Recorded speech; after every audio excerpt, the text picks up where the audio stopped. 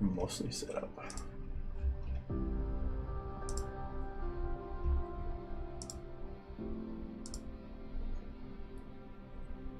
Sorry, he was here just before you. Alright.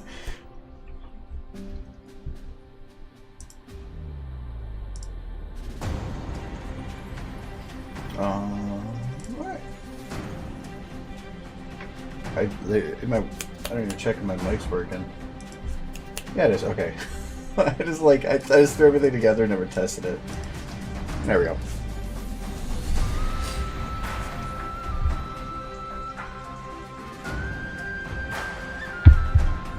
I don't know. It wasn't about sounding good. It was just making sure it actually ran. Because I just plugged it in and just turned it on and hoped it worked. Well, it has never not worked, but one time you don't check.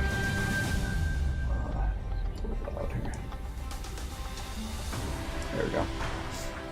You have a request. What is that request? And as a reminder, if there's any questions or anything, I know it's just started, so it's not like everybody's here. If there's anybody that has any questions or wants clarification on something, or me to open up a previous anything I've done in the past to show examples of something, please let me know, and I will do that.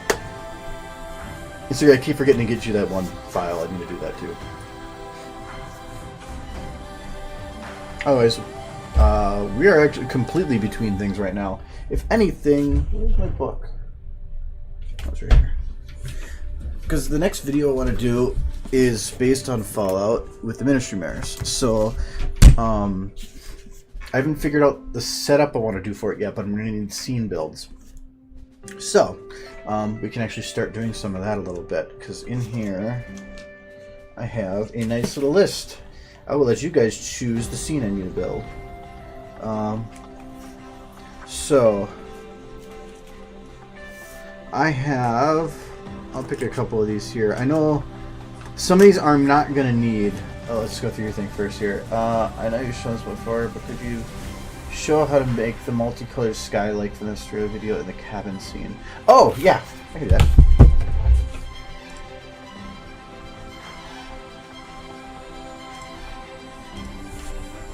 No, it's not part 1, it's part 2. Damn. Alright, wait, no, it's part 1. This is part 2. So I'll have to fix that. Well, I don't mind showing that multiple times because it is kind of confusing, and how I ended up doing the sky there was just complete fluke. It wasn't like I knew exactly what I was doing. I kind of just threw stuff together, and it worked. So, but I think one of the important things to do is to look up sunset skies, but I wouldn't even look up real pictures. I would look up like paintings or something, because in videos like this, you're usually going to have an exaggerated extreme that shows like a cartoonish or what we would normally perceive, but it's to an extreme. So that's why a lot of video games, when it's super super bright and there's god rays everywhere, that's not real life. But if you think back on something, sometimes those memories are enhanced a bit, I guess. So, it's this one. So I would recommend looking up paintings and stuff and just analyze it and see how it's done, and think about how you could move that into the 3D realm and how you could actually do the similar. Because references are amazing. But trying to just replicate a real sky, for some reason, you put it in an environment like this, and it doesn't really seem that great if you are realistic. It's usually going that extra step. Hello from PS4 land. Wait, maybe it is the first one. Yeah, it is number 1. Oh, okay. Well, never mind. I gotta go back again. I can't even remember my own files. Is there just 1 for that? Yeah. Yeah, okay. Well, I was wrong. I thought it ended when at the title card. Well,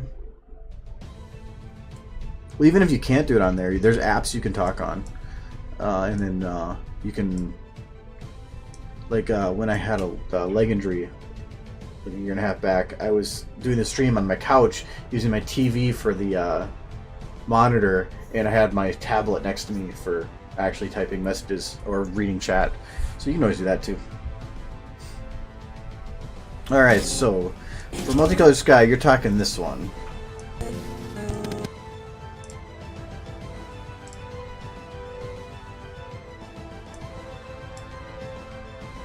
Okay, so we're going to break this down.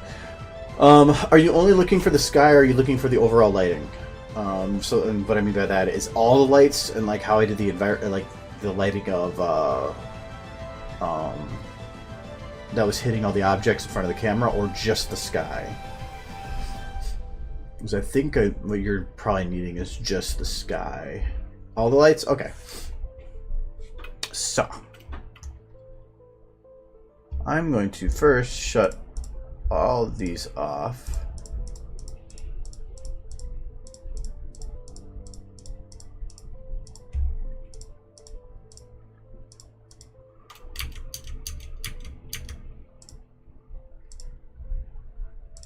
Okay, so now we have nothing. I'm going to start with the sky because it's probably the easiest to start from there. So I'm going to need to remember which one. So right now, this is just the glow that I'm getting from the sun itself, and it's just a lens flare particle that's freely available. So I'm going to get rid of that too. What does he want? Okay.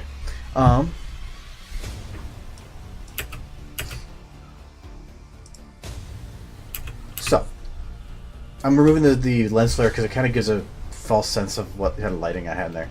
So I'm just going to kind of start, not really throw the top because I think some of these don't work that way, but I'm going to just kind of jump around and hit what I can remember. So the first one I have is the sun. This is the one that I was using to actually signify the sun itself. So I wanted a nice bright center spot, and that's what that is. So I think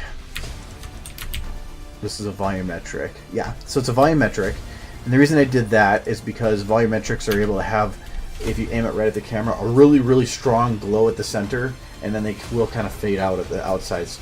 How bright that inside glow is dependent on how far back the light goes. Because it's smaller back here, you have more of the light towards the center, and as it goes further away, you start losing less and less as it goes further out. So if I were to take this sun and increase its minimum, which is going to pull it from this point, you can see what I'm doing here. You're going to see that it's going to remove the or actually it's kind of spreading it out, but that allows you to at least play with the scaling for that. I think it kind of maxed out the brightness in the middle, and the volumetric is more intense as you scale it down. So even though there's less of it, is now all of it's brighter in itself. Okay, that's why. So yeah, at least let you do that. So I did it where I had a nice strong center and a little bit of an outer glow. Alright, so I'm going to hide this one, and I'm going to go to the next one, which is not what I want. Here we go. Sun inner. So this, I think, is about the same light, just spread out a little bit. I'm trying to remember because it's a while back. No, it is not. It is just shine under the back. So this is just to create that emanating glow. So it's, I'm not trying to light an object like the actual sun. Where I want a nice sharp definition. I want it to actually look like it's glowing around it. So if I put the sun together with it, you get this nice glow emanating, but you can still see and feel that that is exactly where that object is that's actually glowing. Right there. From there is the outer, and this is just kind of the same thing as the previous one. It's just less, so that because I don't want it having a lot of the lights have a very linear drop in its brightness, so and I don't want that, so I wanted to have more control of it. So I made a two-stage where one was a lot brighter and the other one was a lot lighter, or a lot darker, so that it would drop quicker. So if I put these two together, you can see that it very much shows a brighter area here and then drifts off, and then here again just to show the sun. So those, that one, this one. And they look about the same brightness, but when you put them together, this one is enhanced by the one behind it, so they're multiplied. So that's why they look similar, but once you actually put them on top of each other, it definitely makes this one brighter. I'm gonna get rid of those clouds so you're not seeing that, so you can see. Now with the sun again. And this was to get that nice glow too.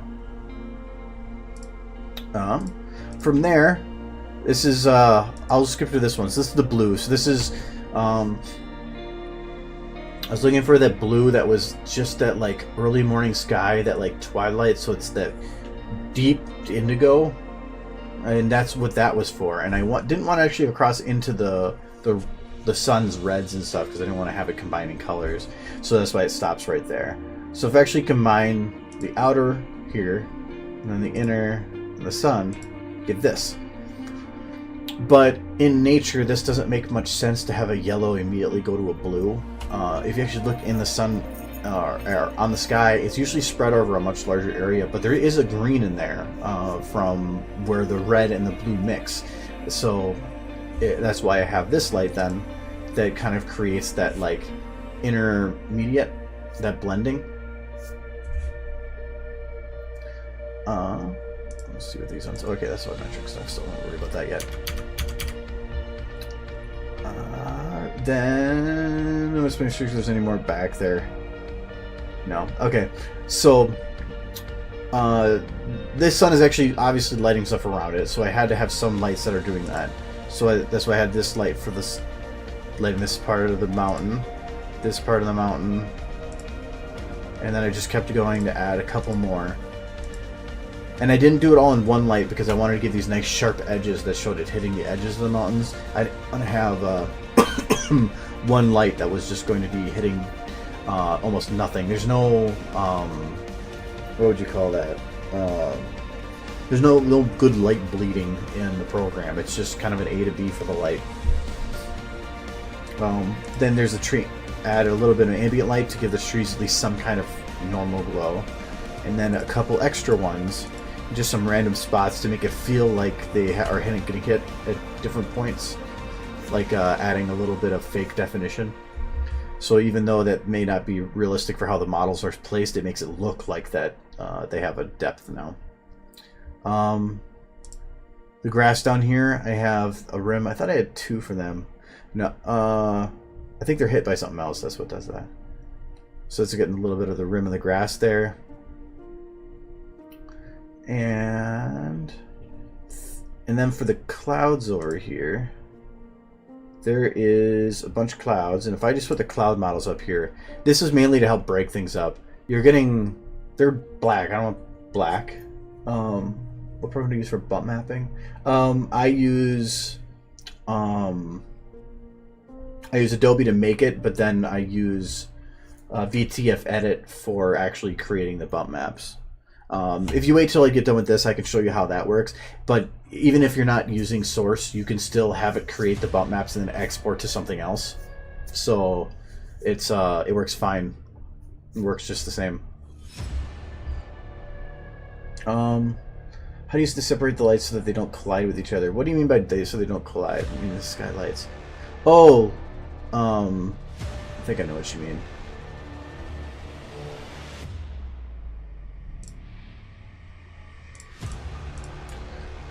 Like, so that like this green one doesn't collide with the ones below, because this isn't like it's a wide light, so I went and did an override on it. And again, I'm not remembering exactly how I did it. I just looking at it and interpreting how I would have done it. So yeah, increase the width and then drop the height, so it made it so that it was squishier and longer of a light, and then I just put it in that area that I need to.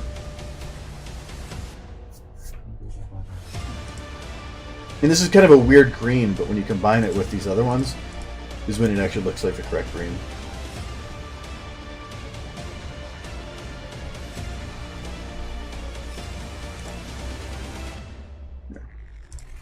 But, so I hope that answered your question. Yeah, so, there was no way I was going to not do it that way. That was the only way I could figure out how to do it. And then it's just about having each of the lights, don't just put them like like this. You want to have a nice little overlap so that they're blending into each other. Because the whole point of having the lights like that was to make it so that the orange was looking to correctly blend with blue, but the program wasn't going to blend those colors to make it green at all. I put the light there, and then I just did a huge crossover so that, because the red and the orange and the green will actually blend pretty well together, and the blue and the green will blend together. It's just I can't go like right to orange and blue, so the green is just working as in between. That's why you can see that there's like this is where it ends right here, and then this is where it ends down here. So there's this large crossover range.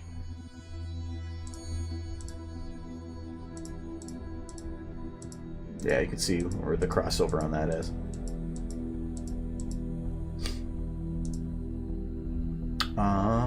Alright, but so these clouds, I think I got all back on now, right? Oh, this one. The clouds were just built to light and aim at just the very, very, very specific parts of these clouds. So that I was aiming at just the bottom edge, or in here, just to give it a little bit of depth, and some didn't have them, just like this one. Ones that were really close, I really got sharp, really bright on the edges here. And so they were just lit like that to look like they have a 3D depth to them when they really don't.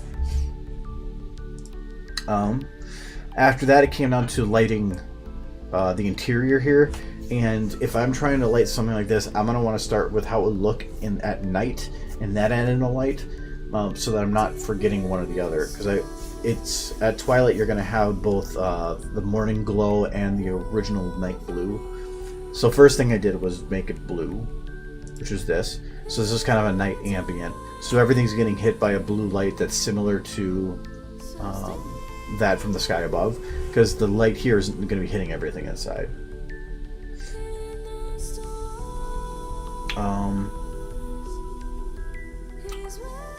Let's see here, then I think the best one to go with next. So I'll do this one. So this is the shadow light. I separated the shadow light and the volumetrics of the shadow light so that I could play with the effect a little more. So this one's the shadow light. This is just a light that's coming in through the door. And I have a radius that's up quite a bit. Yeah, it's overridden. So it's sitting at like 200 instead of the base 50. And I did that because you can see that this is what the sharp shadow would look like. But when you have it with the radius on, you can see that it has those sharp shadows right at the base, which is what you would expect from the light coming through a surface. But it really starts to get spread out the further you go back. So that's why I had the radius up like that. But I had to separate the shadow light and the volumetrics, because the shadow, or the light itself, has to go and hit all the objects evenly for however far. But the volumetrics, I don't want to go all the way that far. I actually want to have it cut off, because if it hits the camera, it's not going to look that good. So the volumetrics are this, where I wanted them just to come inside the door. Let me turn the render settings down.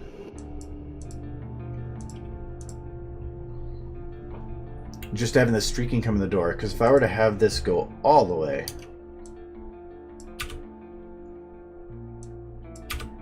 just the what, this way? Yeah, there we go. This is what it look like.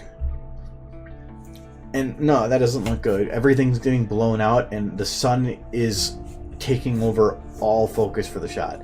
I don't want that. So I made it so that the light was just coming inside the door, and then I gave it a... Well, actually, I thought I would have made an increased far edge, but I guess not. So I just, by playing with the far edge and the cutoff, you can create a nice fade coming through. And so I played with these boards to make sure I had some openings and set so that I had those nice streaming rays coming in. And then you put this with the sunlight. They're essentially, I think, the same light. Yeah, there's only a slight change in the position, but I didn't want to have them in different positions. They were technically supposed to do the same thing. It's just going about it slightly differently.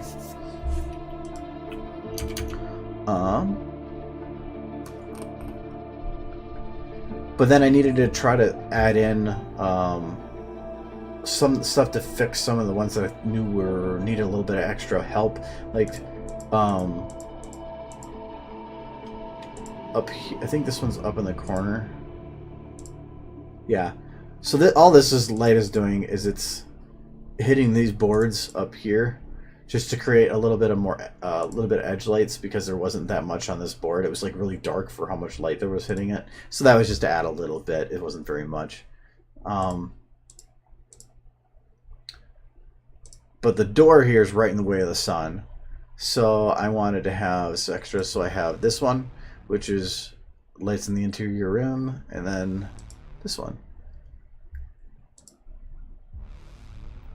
I just want to make sure if I remember which one this is.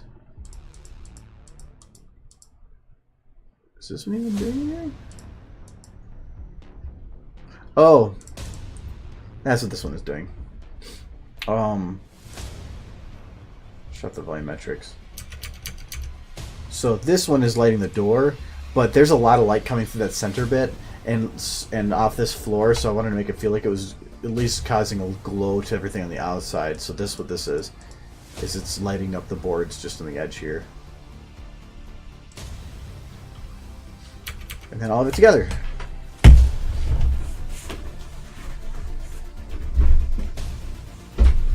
So yeah, I hope that answers your question. I went a little fast, but it was because or because you can reference this anytime.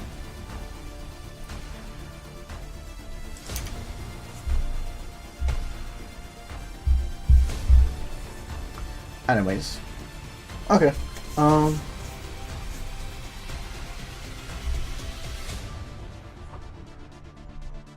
Okay, and then Mike, you had the question about the bump maps. Okay.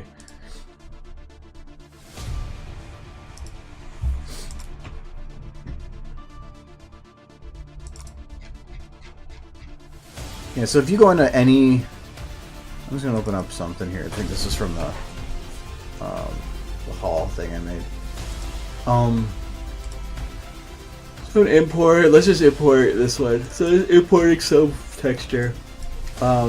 Just go to generate normal map. The scale depends on how much depth you want to it. Usually between 3 and 9 is what you're looking for.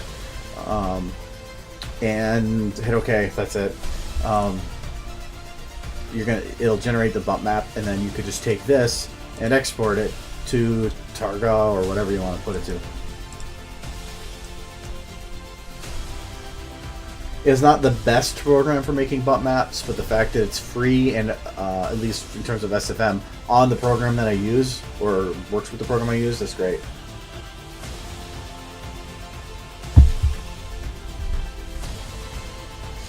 This film look different? I don't think so.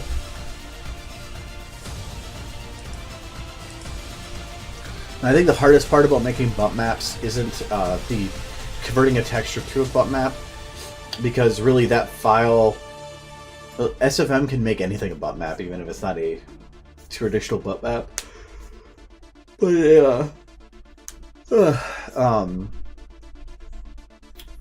it's getting the texture or figuring out how to define the valleys and everything on there to make it actually look right. But to me, a lot of the current games out there that have like richly cool, good graphics, it's more of, I think, there's not as much detail added to the models. It's just, I've noticed that a lot of it is the way that they calculate lighting around bump maps. There's sometimes you see a flat surface that looks like it has immense detail, or a surface has immense detail, and then you actually get close to it and you figure out it's a perfectly flat surface and it's all an illusion. The technology that came around bump maps and people getting better at it is just amazing.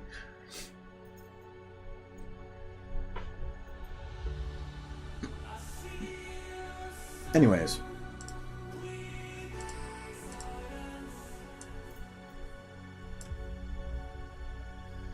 I'm not going to do a stream shirtless. Mainly because right now it's like negative something out. And in my room right now, I'm wearing 2 shirts right now just to stay warm. I think yesterday I had a blanket. Because I'm closer to a window, it's just chilly.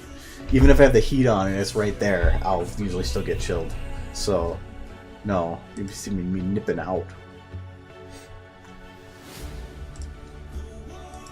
Alright, so we need to create another one. I don't know what I want to call it yet, so we're just going to call it, I want to keep it simple.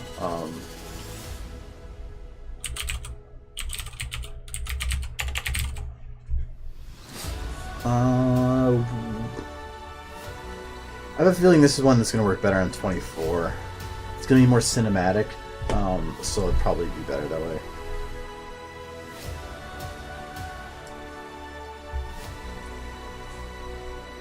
Yeah, I could go pantless.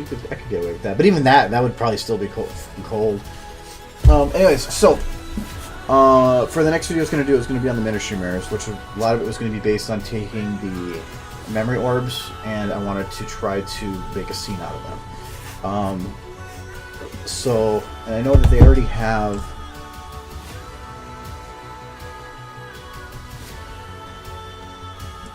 Oh, I'm already in the void, aren't I?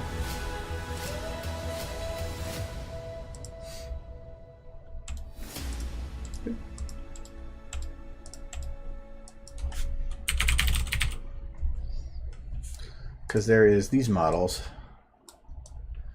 This one I shouldn't have any issue with.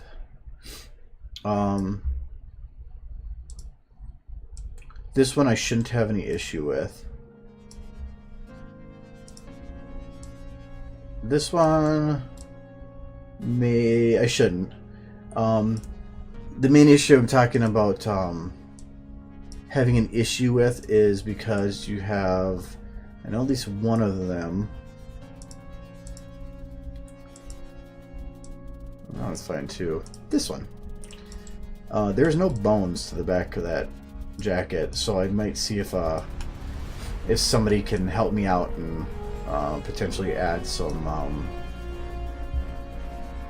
bones to some of these so that they can make some more realistic motions, like the clothing moving. Because if the clothes don't move, it feels so fakey immediately, and that's one of the things I like about the trench coat that's out there. You can have the bones don't always work the greatest, but the fact that they're even there at all makes it so much more useful. So,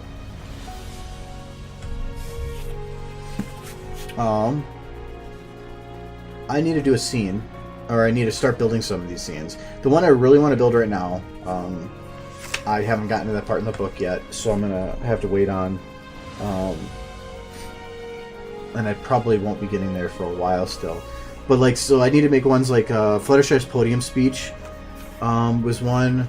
Twilight and Pinky at the party. Might do that one.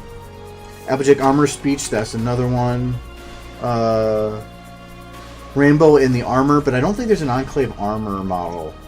So I don't know how easily I'm going to be able to do that one. The reason a lot of this is easy is because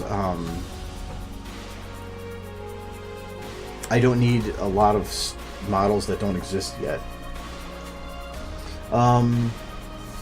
Applejack and Sakura having their meeting. Applejack having the accident in the elevator. Applejack, or Apple Snack with the mirror of the Pegasus. Apple Snack's resurrection. Applejack and Brady talking about the book. I have all these marked. Applejack sells her farm. Pinky's prank on Applejack with Fluttershy, and Sakura carted away as a spy. So,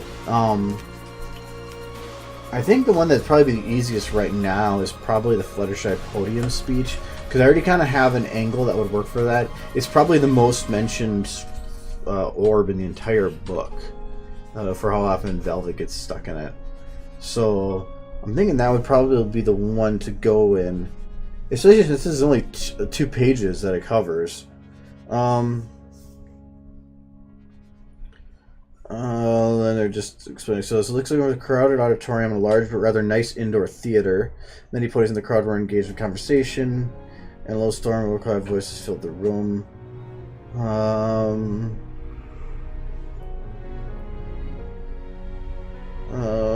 Past. Okay, Fluttershy blocked past the podium. Front and center of the stage. Oh, blocked. Reluctantly past her towards a podium. Okay.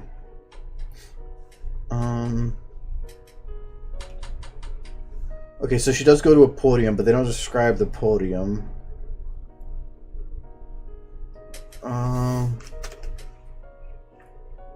Okay, then everybody just quiets down and then they talk. There's no more detail on it. So that's pretty flexible in terms of what I can do. Because my thought is, if it's not explicitly stated, I can get away with a lot. The one difficult part is that actually later in the book they actually go to the spot with the auditorium, which might have more details in it. I don't think much is going to change though. Because the idea that I was going to have for this shot, and I don't know where I'm going to use it yet in the music, but I know it's going to be used, so I might as well just build it. So this is going to be a ministry piece.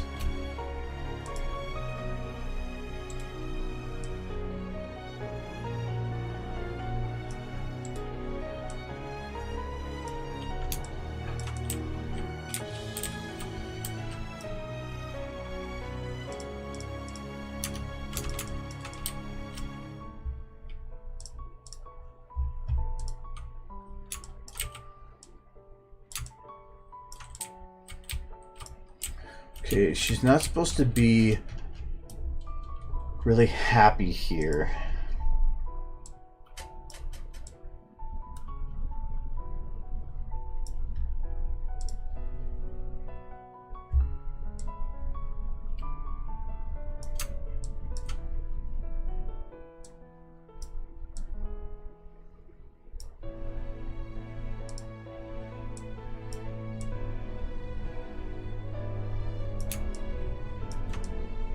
That was pretty good.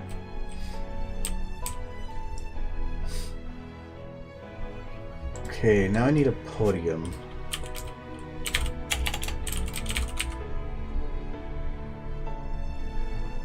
That's it.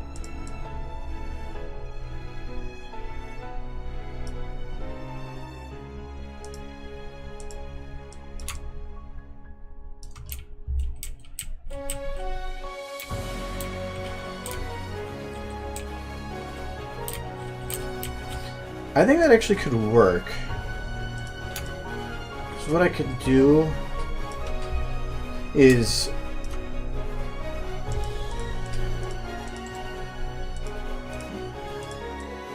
increase its size. Wish that's not very bad for your face. Put it down further. But I'm going to make sure this has 0 rotation. Fluttershy has 0 rotation.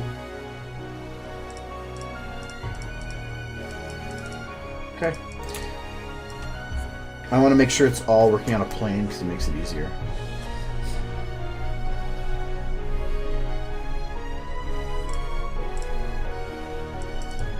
I'm going to turn this to a lead. I'm doing it on the static prop because this is the one I move by, so this is the default I want to maintain.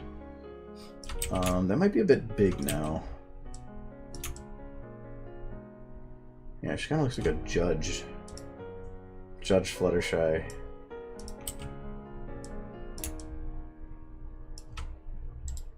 Okay. Let's see if we can find a stage. That is not a stage, that is a man. He's in pain. I think. It was hostage.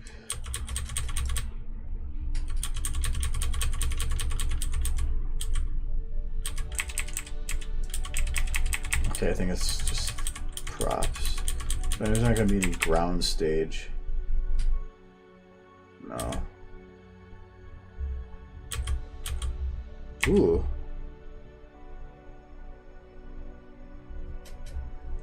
This actually could come in handy.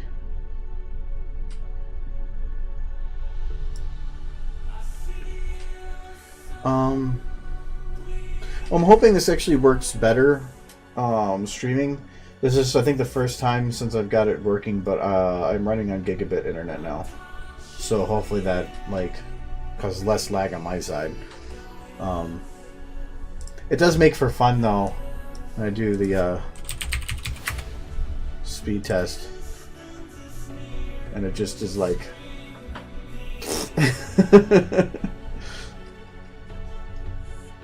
it starts slow, but it just keeps warming up as it goes. But it's just it's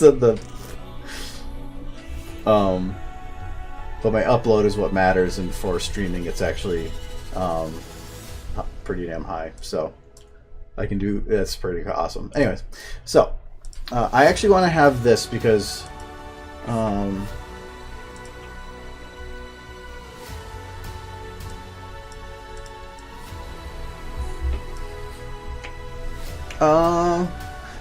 because if this is an auditorium, you're talking about a very big stage needed. If that was the case, then that probably wouldn't work, even no matter what I did. But I can build it, so I'm not too worried about that.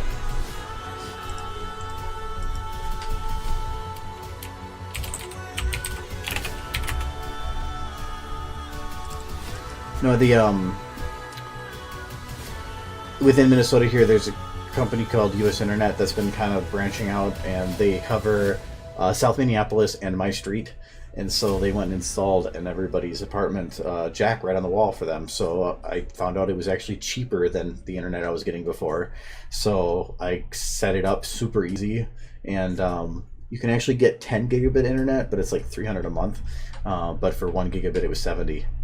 So I'm like, that's I'll do that. So yeah, Comcast for 100 megabit was more than that.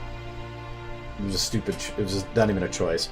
I just had to get a special router, and I had to upgrade some of my cables. That was the only thing. But my old router sucked anyway. Actually, my old router was so bad that it was not even getting the full 100 megabit. When I got that replaced, my Comcast was going to be twice as fast. Yeah, Comcast is trash. So I still have to cancel that. I keep forgetting about it. This is. I'm not really worried about canceling immediately though, because I think I have another week or two of my previous month, and I want to make sure this is 100% working, but I'm pretty much at that point now.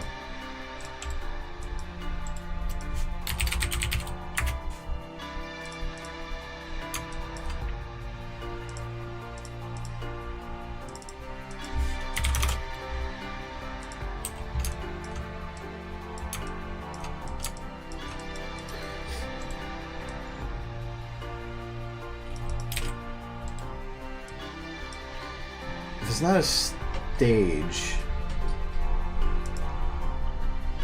Maybe, what would I want to call it? Platform? I don't know what I defined. Because I've used it, I made a stage before, but I can't remember what I did for it. And really, for the angle that I... And this is the song I'm going to use for this video, too. There's a stage map. I thought... Yeah, but I need to make it expansive, and that's the thing.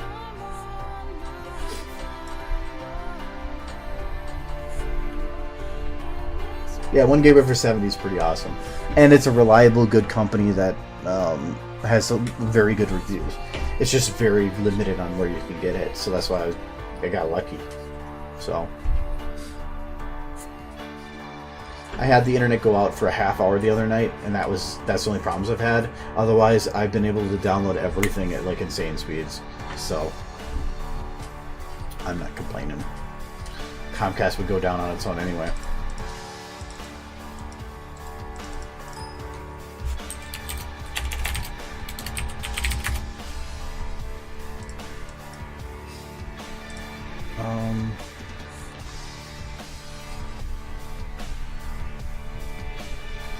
I have an idea for the podium I might try.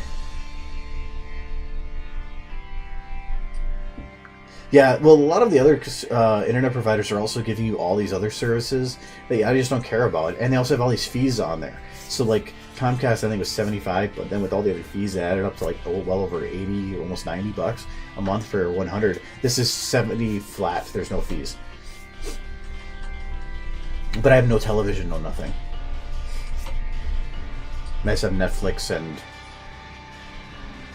YouTube. I pay for.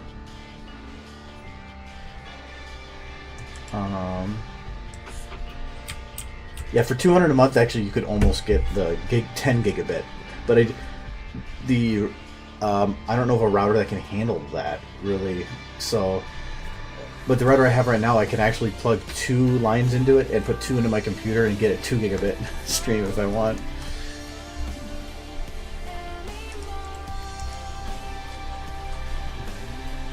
I know I got a Steam message.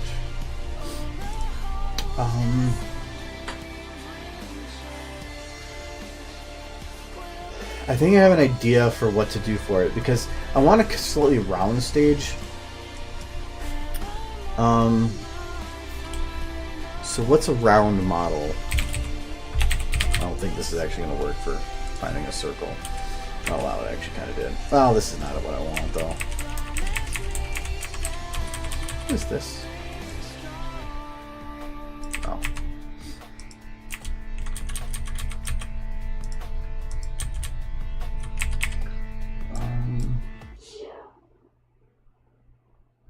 That would actually work. I'm thinking there's a bump map I'd have to turn off. I think actually the easiest one is going to be a table. It actually might, if I can find an oval one, that would be the best.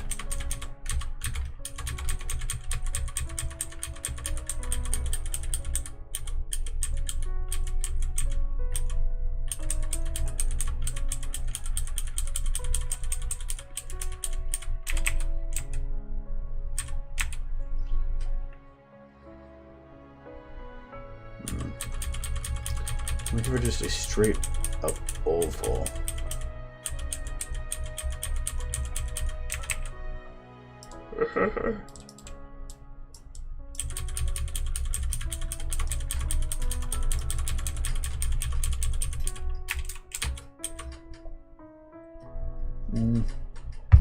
Actually could work.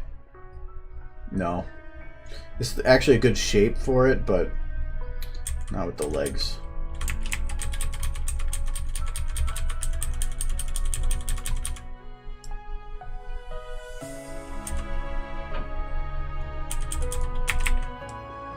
That might be our winner.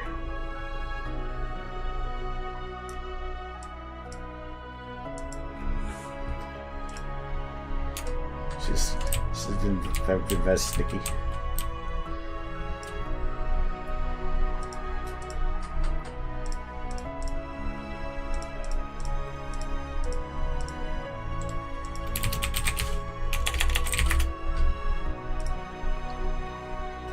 Well, 100 gigabit internet I was actually using before. A 30 megabit would work for a lot of things, but the reason I like the gigabit right now is that if you get a 30 megabit line, you're usually only getting like 80% of it is your download and 20% of it is your upload. So you're only getting like a 6 megabit upload. And when you do streaming and stuff, that's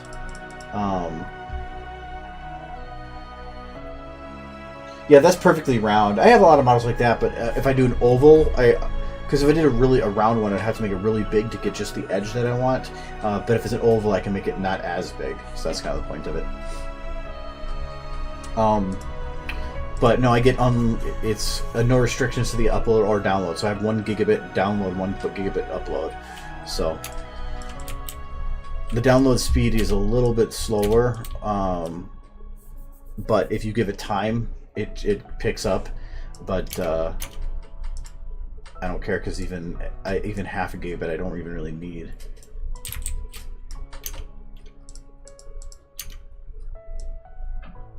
Okay, I need bigger than that.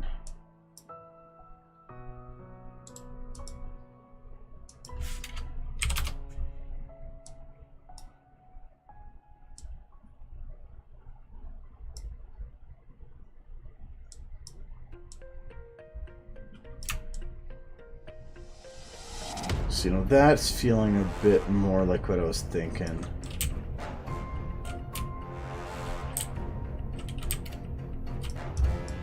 I might go with that big.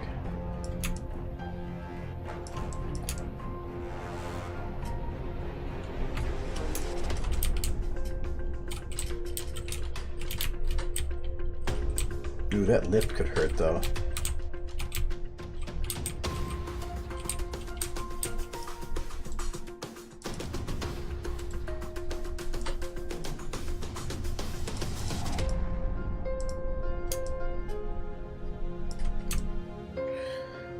Well, actually, from the angle I need it, because I don't actually plan. If I do an angle like this, I can have her like that, but I plan to actually use more of an angle like this, and if that's the case, I can just lift her up to artificially make it look like she's on a flat surface. Pretend that it's there.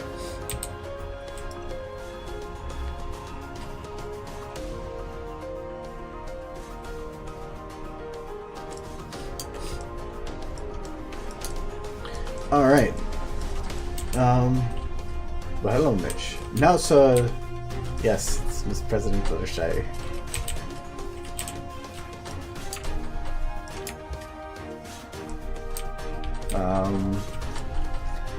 What I need to do is, the stage right now is obviously very low texture. I don't want that. So we are going to fix that.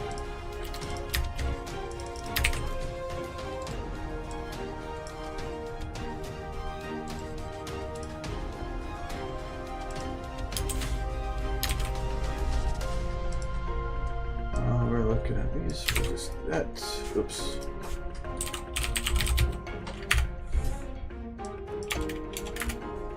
So furniture, wood,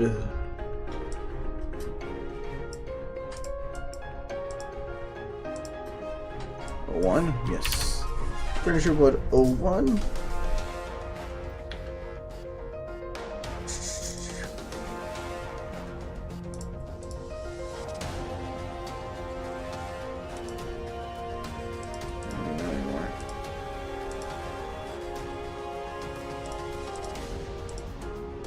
Okay, I'll copy this.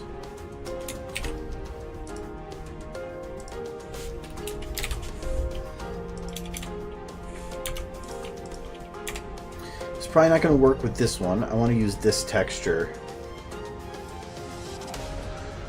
Which is in a whole bit different game. I can't redirect it texture to a different game.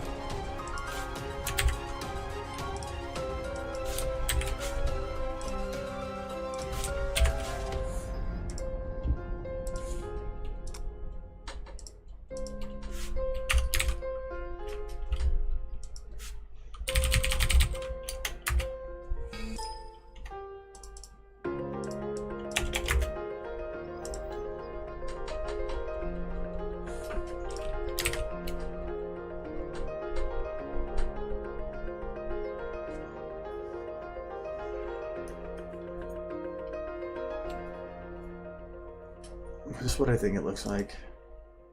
Yeah, okay.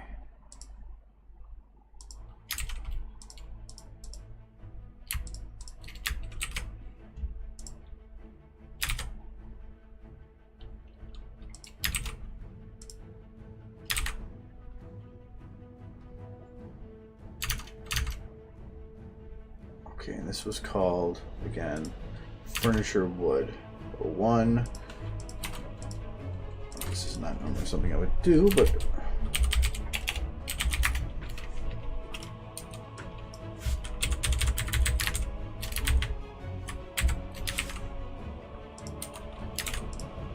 because it's a little bit more destructive than I normally like to go.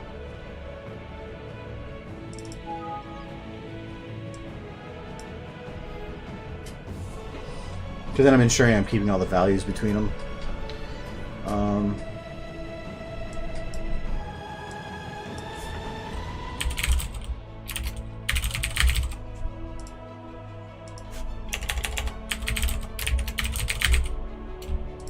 Okay, so first off, let's make sure that I am not breaking anything.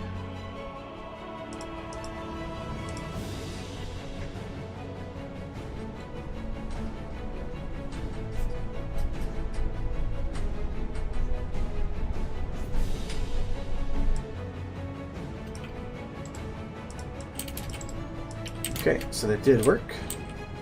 But again, the texture is more detailed, but still huge.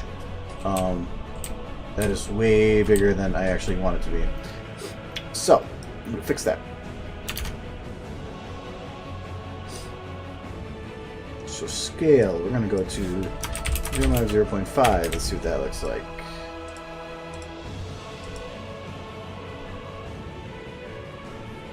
Okay, on to the other direction. So let's go 4, 4.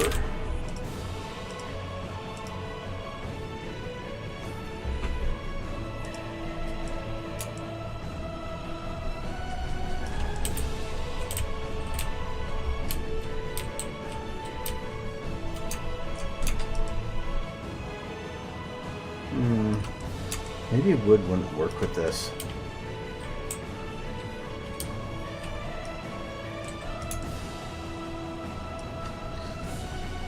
Because I would think it for the expenses that they have, it might be better to go like a what would that be? Like, no, it's just like a plaster kind of, maybe. No, I don't know. I'll keep it for now. I think the main thing I think that bugs me is that it's a darker wood, and I think that in my head I have it as a lighter wood and a lighter shot. But I'll deal with that later.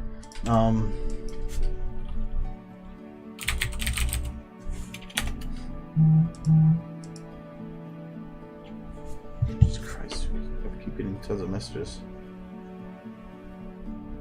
That's fine.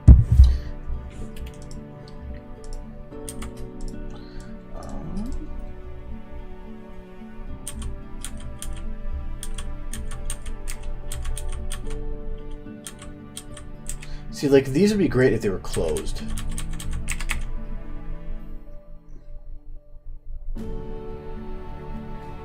Like, or like just this one.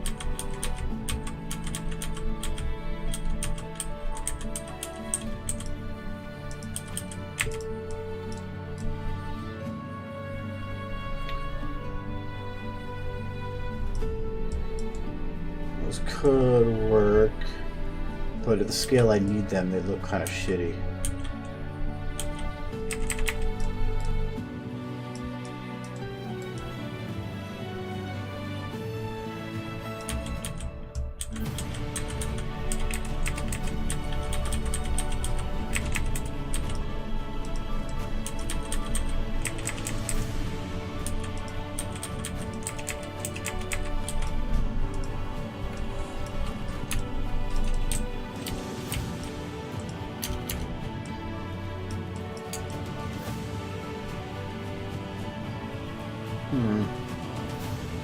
Could definitely make something like that work.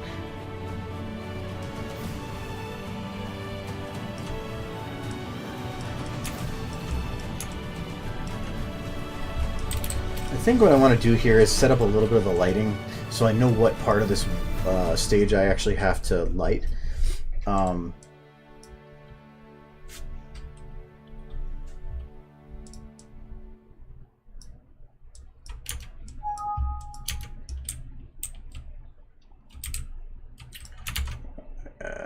Oh.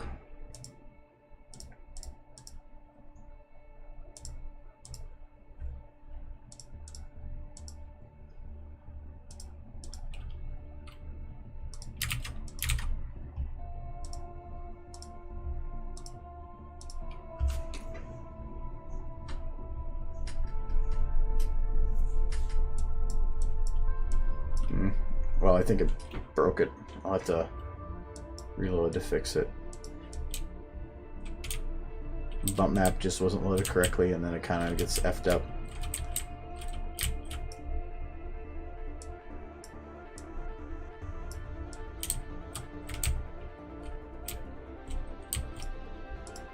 Which actually may make lighting this difficult if that bump map's not working right. Because that should be what it's looking for. Yeah. So yeah, let me... Let's still Control W to close. No, it's not even a... Let's Control W anything.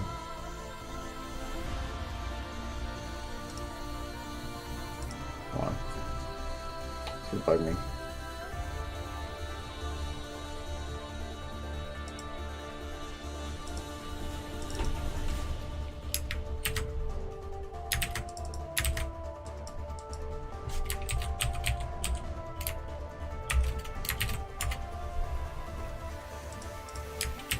Ha, okay, cool.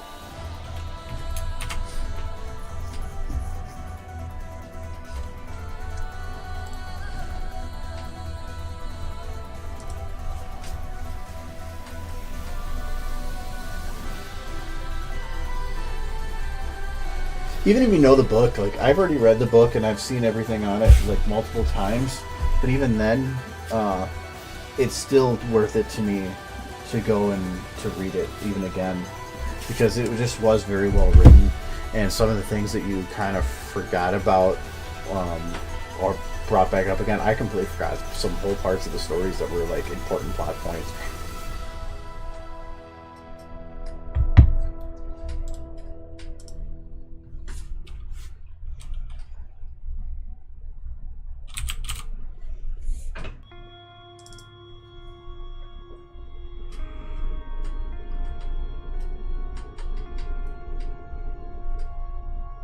There, floor's fixed.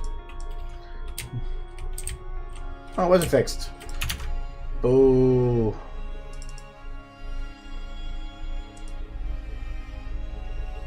Oh. Are you sure thinking of mine? Those are knocked out.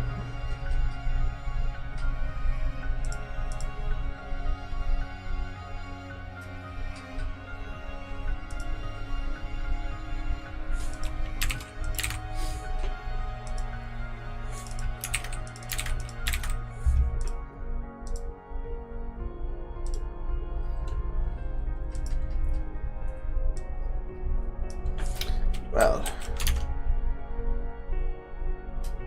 went from one wrong one to another. I don't even know if I need these.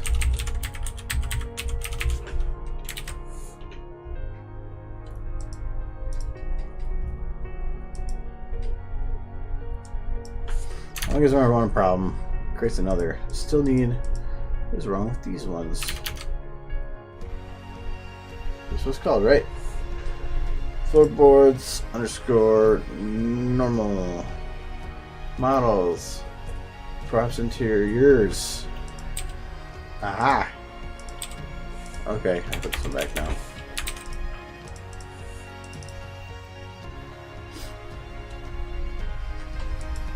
Fixed.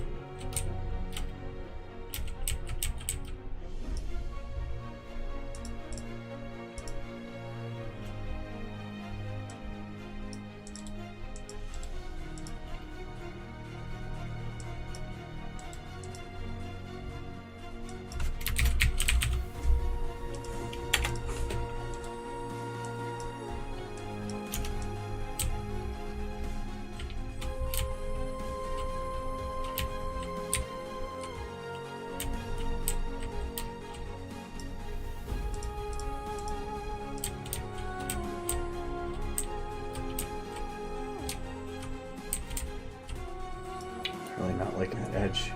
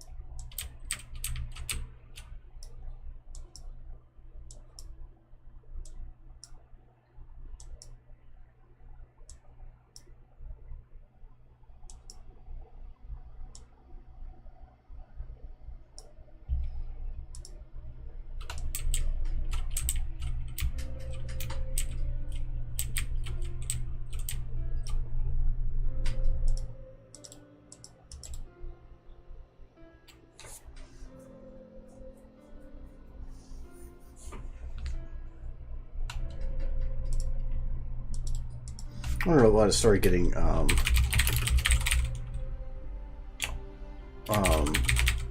awards. It's just I think it's gotten a lot of recognition and has a enormous fan base. For a book that is a fanfic about a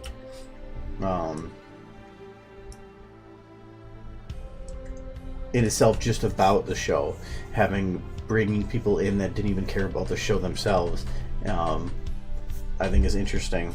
That the show wasn't what that got them into it. It's a fanfic about the show.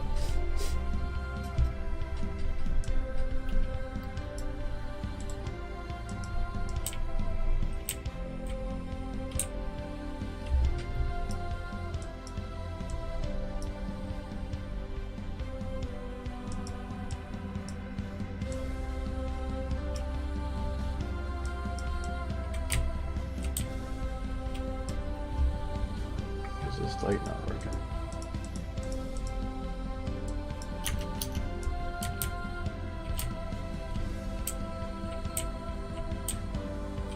No, I'm doing something stupid.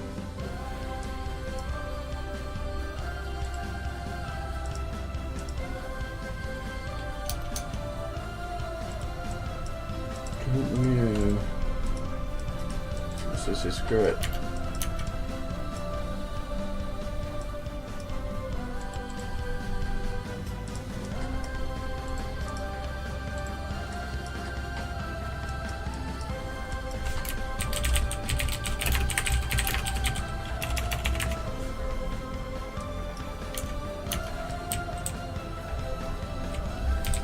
Well, there'll never be a fully animated feature-length anything for Fallout. The amount of effort such a thing would take to complete would be beyond what any group is able to do. They've tried, or they're trying, a feature or a AAA title type game, but that's still a long ways from being complete.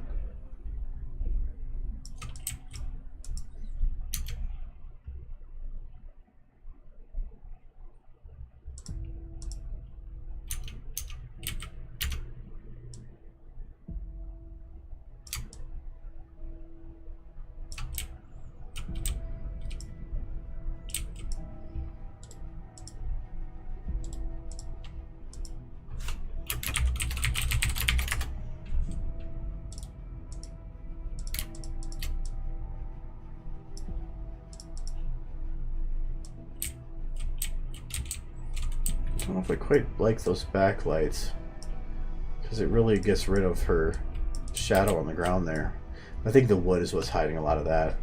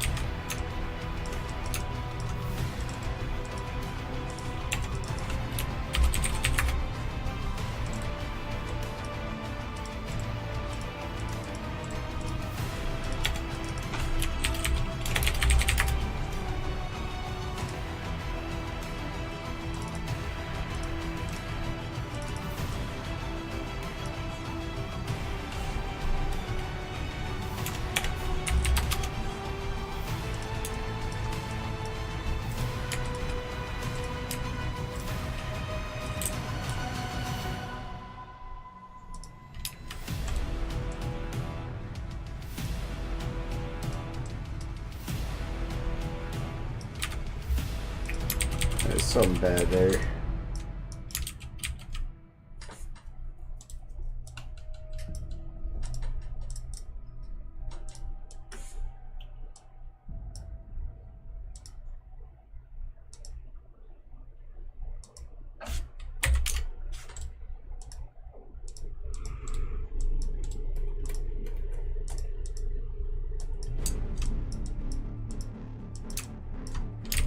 Oh, I know what's going on. Why that's doing that. Okay. So something in this one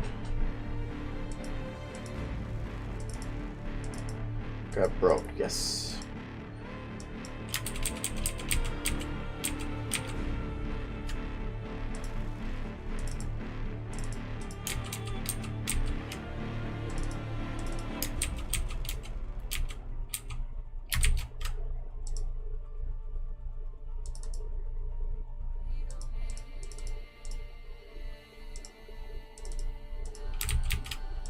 Not like me messing with that. So I was planning on then moving this in just to give this oh,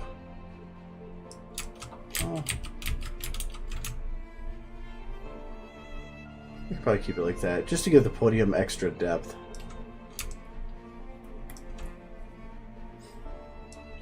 And I'm not gonna be keeping the no smoking on there. There's no goddamn smoking in my auditorium.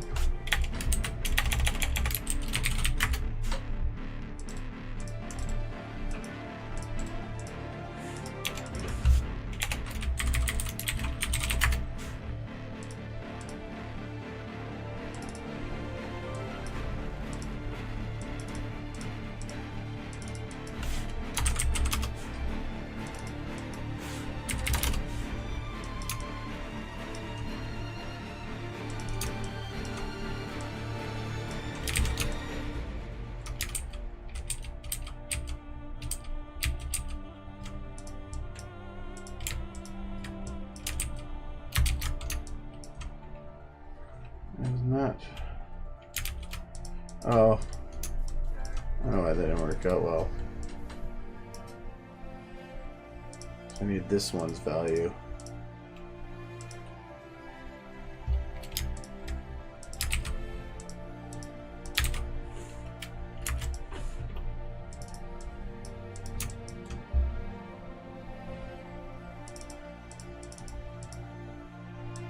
And that breaks it.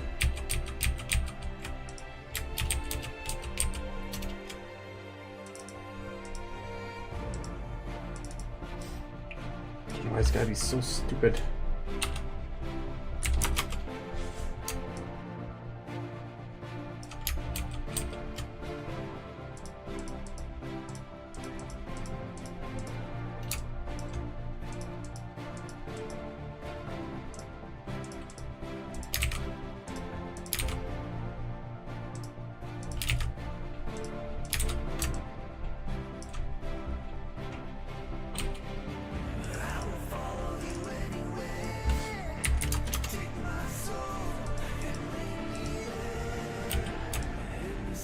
There we go.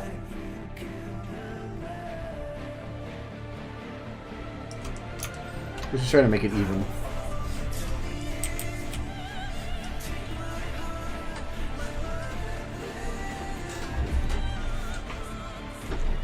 It's not leaving stable.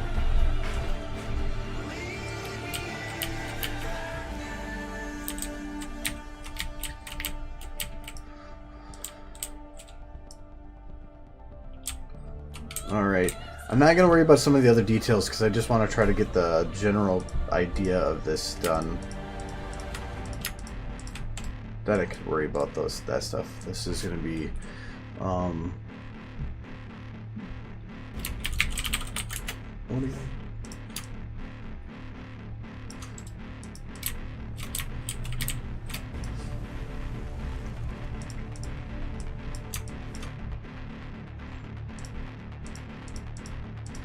So this is the one part that I am probably going to hold off on doing this part for a while for. So how big is one pony for this? I think that chair size works. Because this is going to need a lot of people, and I don't want to start placing that and like kill my processing by having a gajillion ponies in a shot. I could definitely do it, but I'm going to have to play with it, which is going to be like, for the angles I need, it's going to be okay, but I need to make sure that I am, when the camera leaves one shot, that the pony that was in the previous shot moves to the new, coming into the new shot, to really save on the processing a little bit. So I need to make sure that this chair is even with that table. So I'm going to do this, and we're going to do the rotation on this is 0, that's fine. Whoa.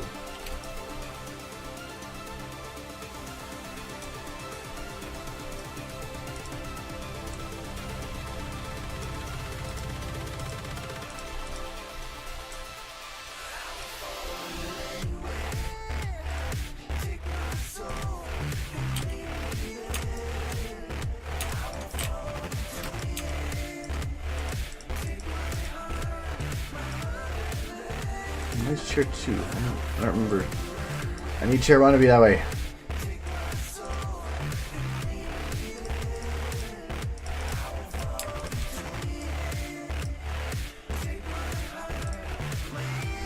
Okay.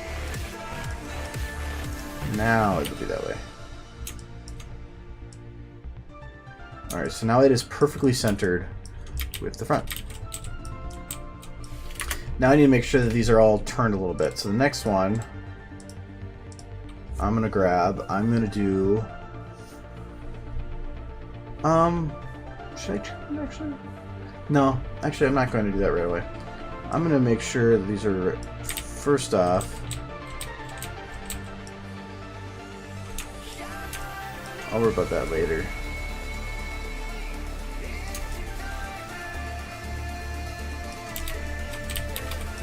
Do these in sets of 3.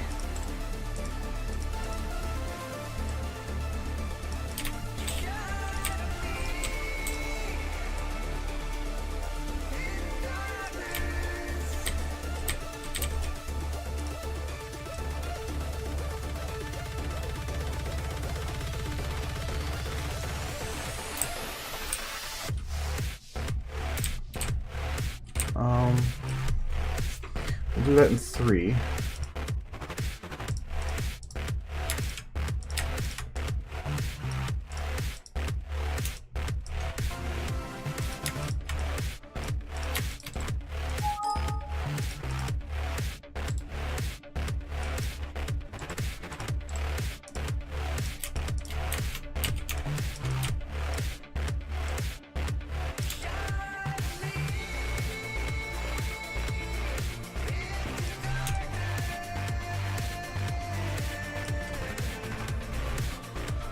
If this was supposed to be an auditorium, maybe it would be. I might need to curve them.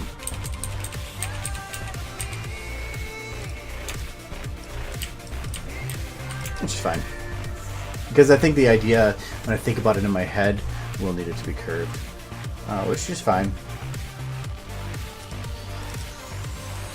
So I'm going to take this, I'm going to curve it by 10 degrees. I might need to do less than that, though. Yeah, I'm going to do 5 degrees.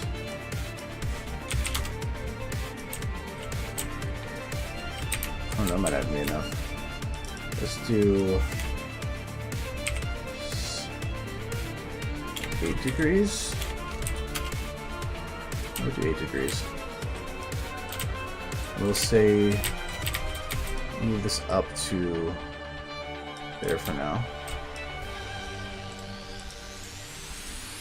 This is the fun part, mathing.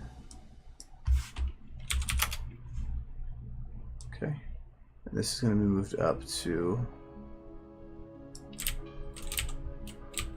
about the same point. That part doesn't need to be back.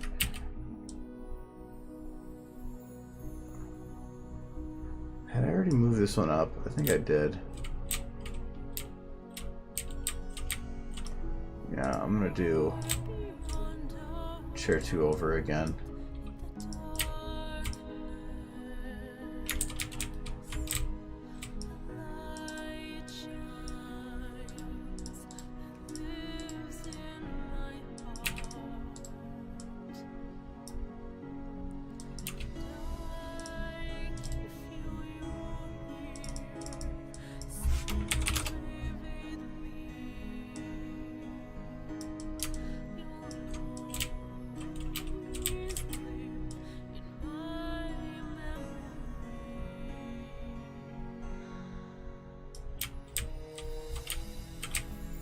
Now this should be fine. Yep.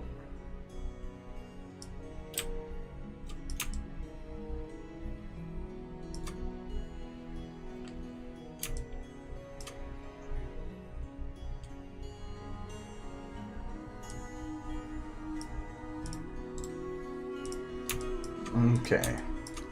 Same thing. So I'm going to do the 170. Move it over to first contact.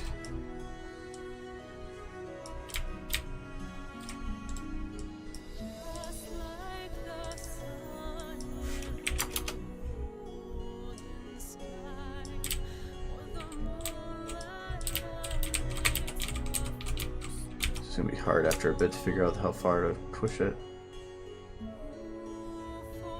Contact.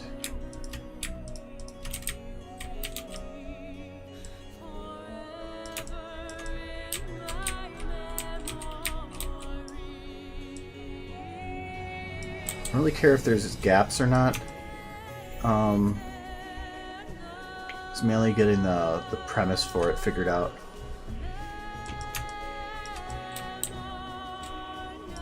Okay. Another one. This one I'm going to do a little bit more.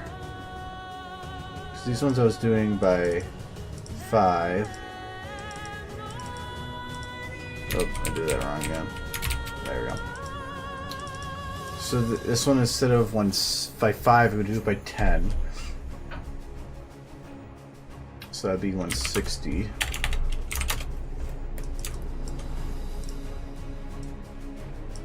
And that's for a reason.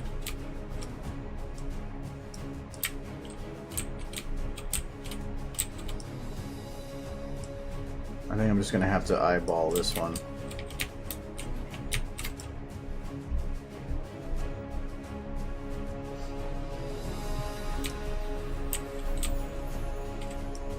Actually, I'm going to do a little more.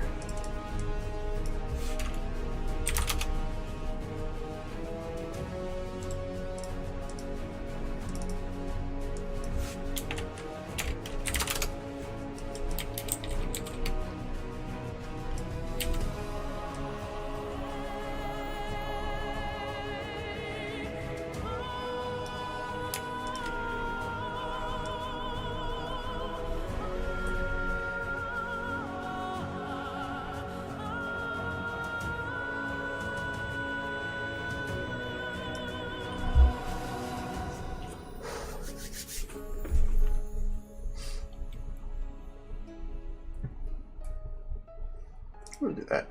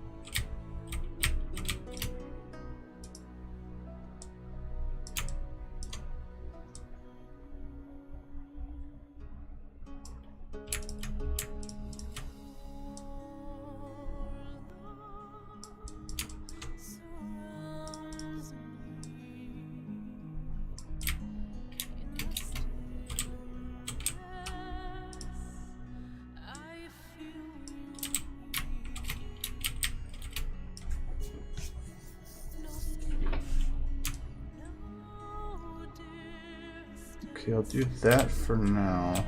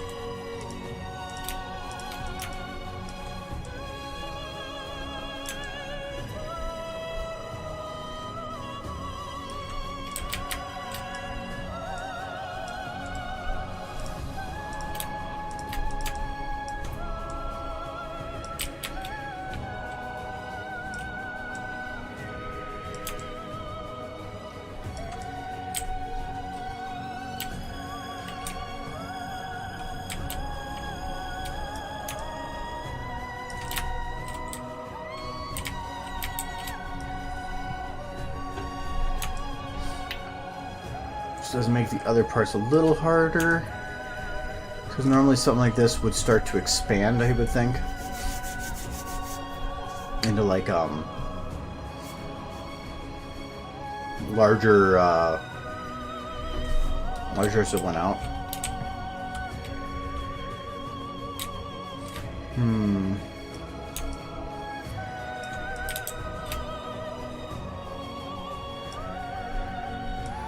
You can do that with the other ones, these ones, but that would be pretty hard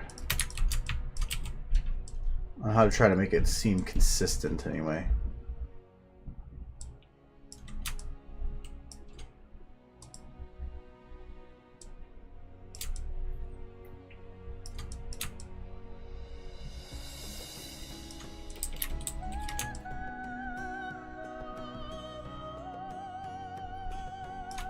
Because unless I wanted to make a straight staircase, which would require the chairs to be like this,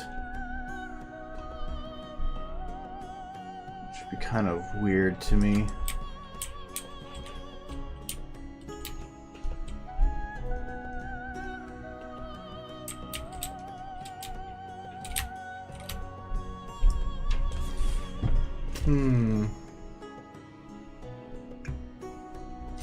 I think I have a better way of going about it. I just don't know if it actually would be better.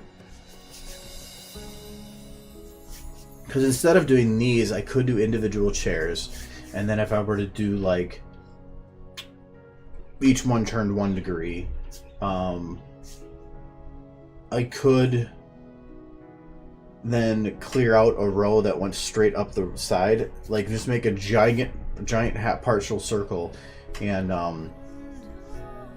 keep pushing that backwards and keep extending depending on what I need. I'm sure what I need or what I'm thinking. But if finding a chair that would work for that, because these actually work good because they're resource saving. Being that it's only one model instead of 1 or 4 per seat instead, and I don't need to worry too much about details, because in terms of the ponies sitting there, I can use the old model version of the models, the really old ones that are low poly, to save on memory. Or even just make a flat version of the heads that are like a 2D texture that just look like they have ears, and I can get away with saving on processing.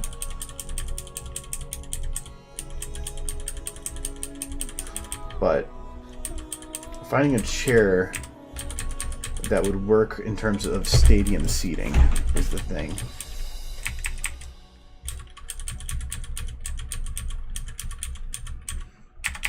But I like being expansive, because if you're not expansive, it's hard to feel that you are actually engaged enough, or it still just doesn't feel right. And I think if being expansive is what makes the world feel like it comes alive.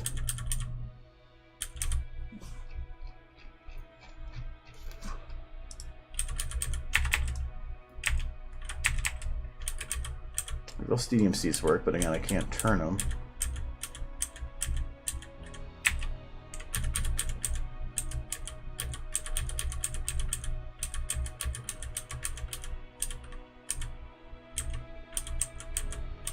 A lot of stadium type seating looks like it's in sets.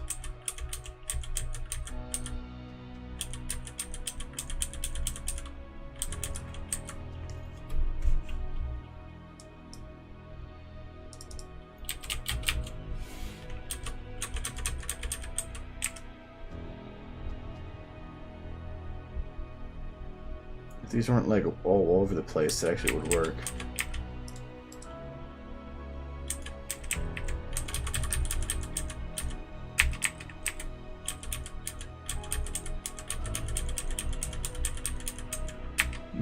No other chairs really.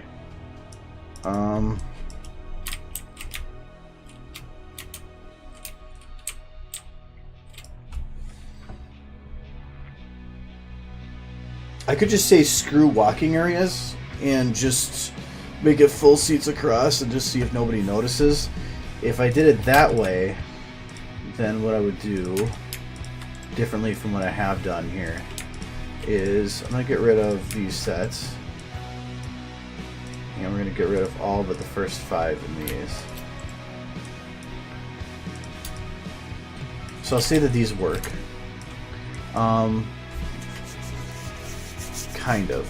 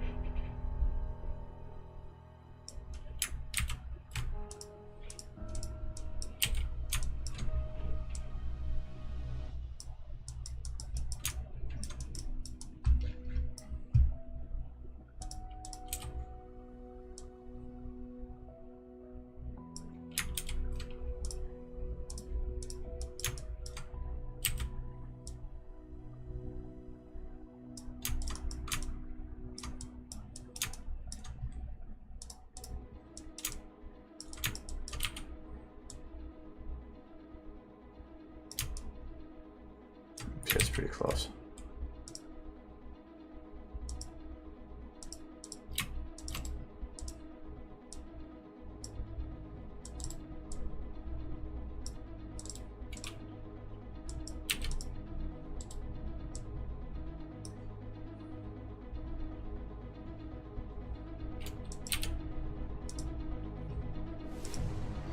Alright, now I can use this one as a base. Instead of rotating it myself, I can then just rotate from back here.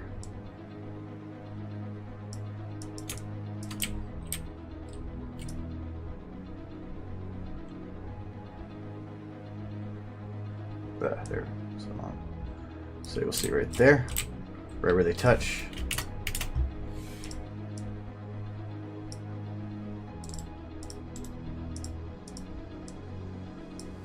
Same thing. Go a little too far. Actually, I'm gonna go the other way. Or I'm gonna go kind of like that. Go just before, save, then go just after. A little less distance to deal with that way. Okay. The cool thing about doing it this way is that I can now copy these. So I'm gonna go copy, paste, grab all three of these, and now rotate again. That was the point. I didn't want to have to do these one at a time because it would just take forever to try to do that.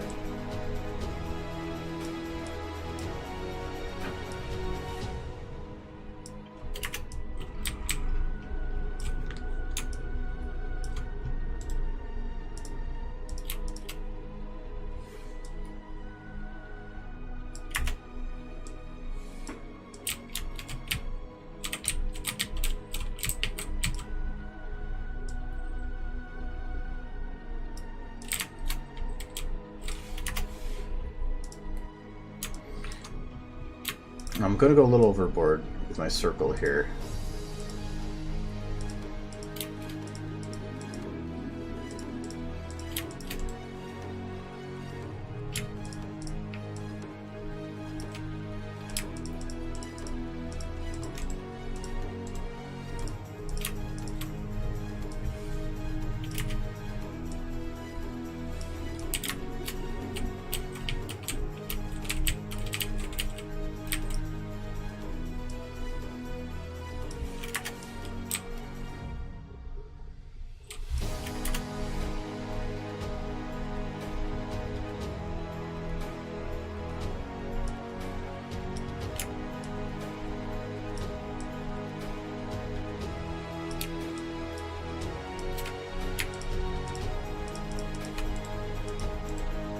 I don't want to copy those specific ones. Any of them work, but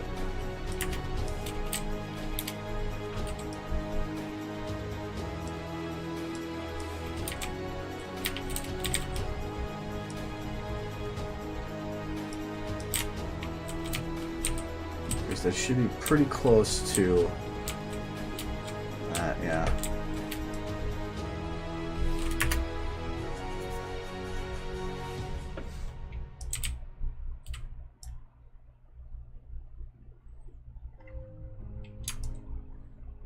Okay, I think I want to go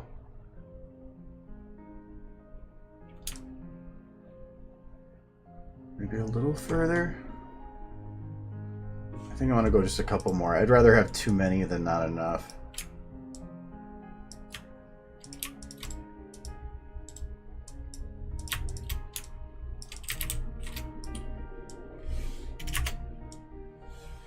Oh, so to do the accuracy with this, I'm turning it so it's just before, and then so just like this, saving it, then making another change just afterwards, getting close, and then using drop, which is an undo an action. Therefore, it just undoes that small little motion, and there it gets it closer. Otherwise, it's working with that big motion. It would be really, really hard.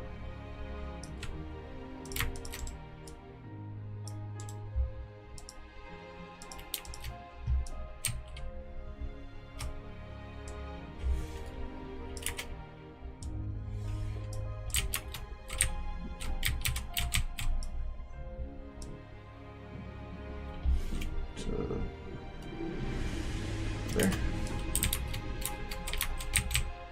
Okay. Now, I'm not sure if this will work, but let's see if it works. Alright, so I'm going to copy all of these. Paste.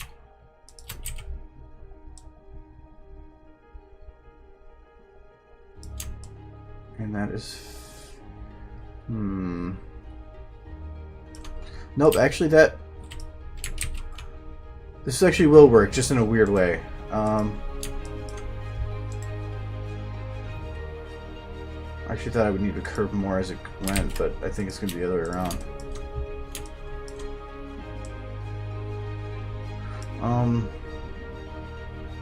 No, it kind of will work.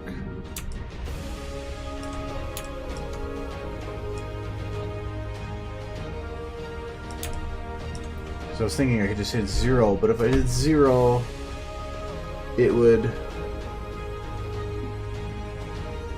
pull them in, but all the chairs would also collide into each other.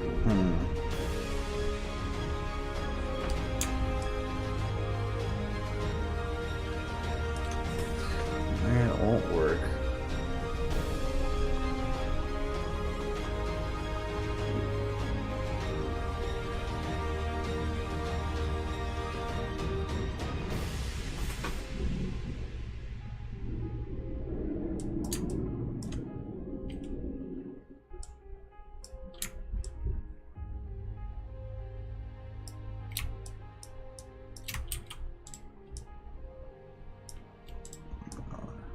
Yeah, it would be.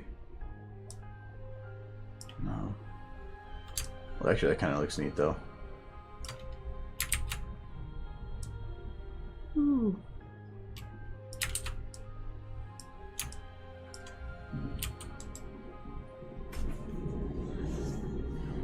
If they were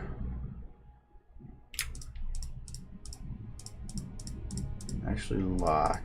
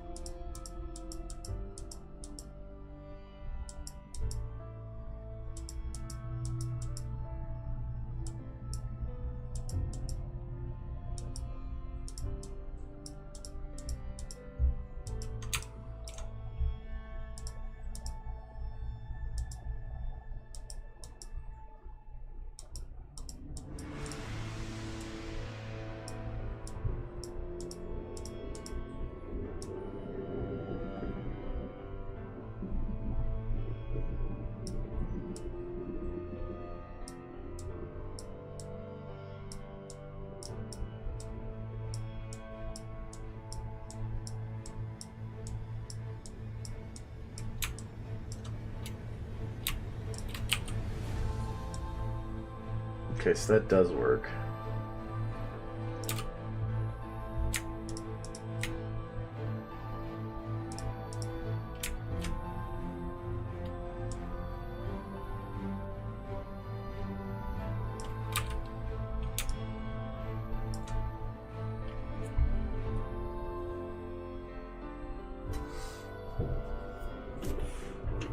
Take a little bit of time to get the that down, but I could do it. So then it would be, so then these ones would be the same. So they need to get these in order.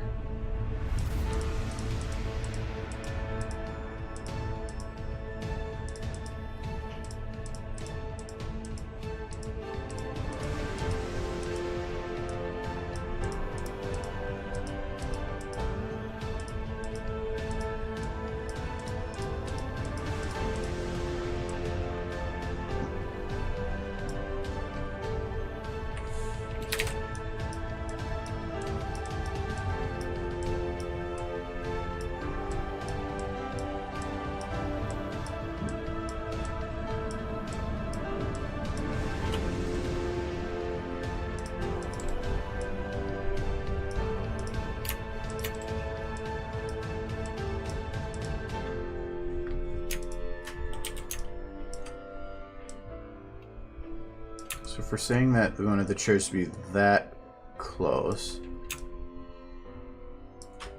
and then elevate it a bit,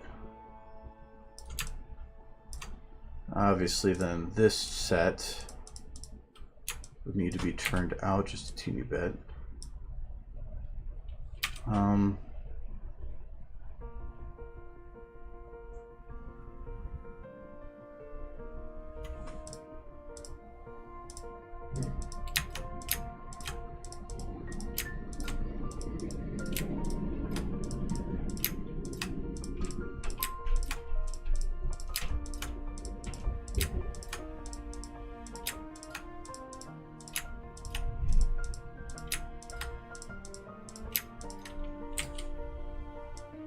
Okay, yeah, then that doesn't destroy that middle chair so much. Alright, and then we just try to bend this out to match the curvature.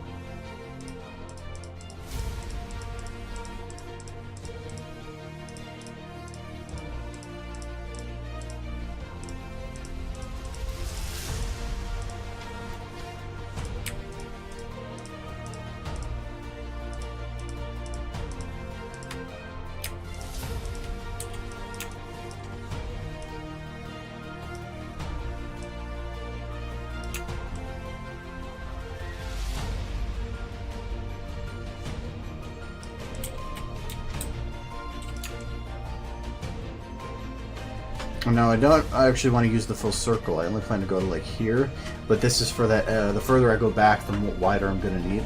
So that was why I wanted to plan ahead. But that actually works then. I did not actually expect that to work in any possible way. So I'm actually kind of happy about that.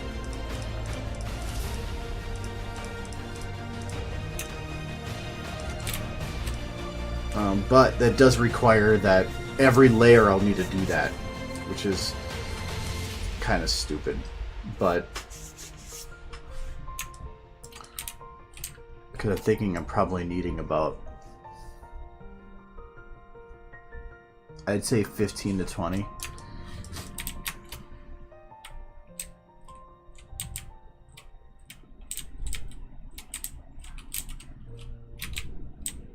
I'm kind of curious too then, with these two groups, with how that is set up now, can I actually move them closer and it'd be fine? No, it's kind of locked to that distance. So I think it's a little bit farther away than I wanted, but I'm going to be doing this from like here, or I was potentially going to do it from some chairs like in here or somewhere, having the camera be, but that actually worked, so that is okay.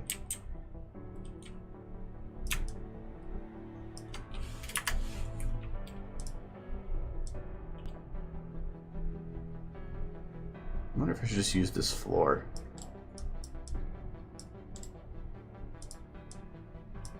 Nah.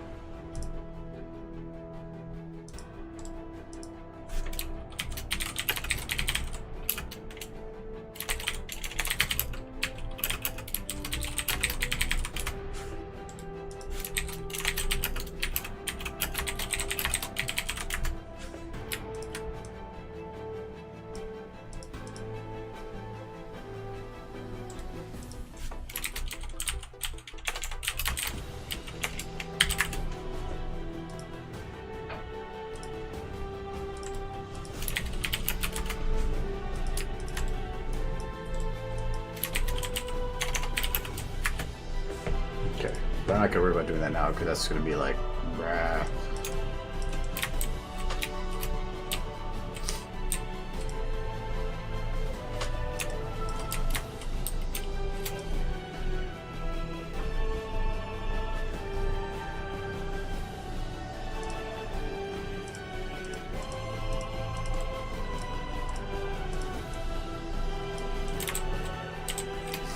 I don't even know if I like the colors of that.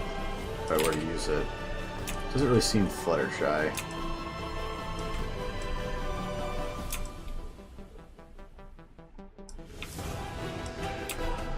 Well, plus, do I even have the one to match the other side?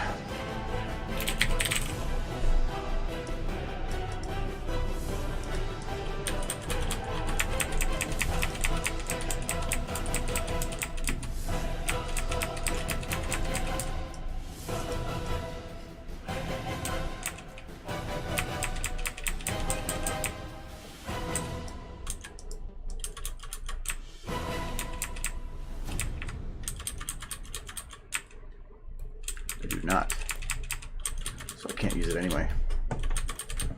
I need one for each side.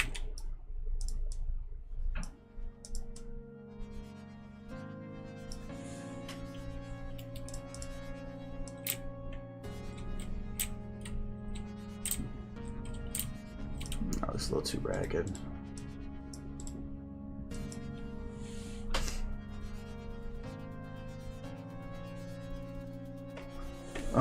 Leaving the stables. I didn't do the audio.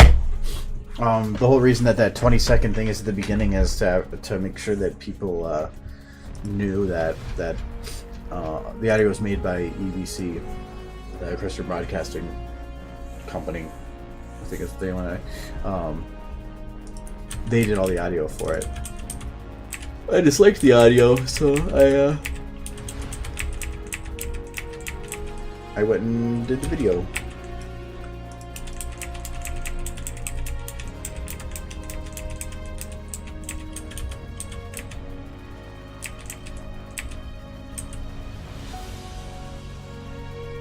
See, that's definitely more Fluttershy, but I don't think it has that much detail.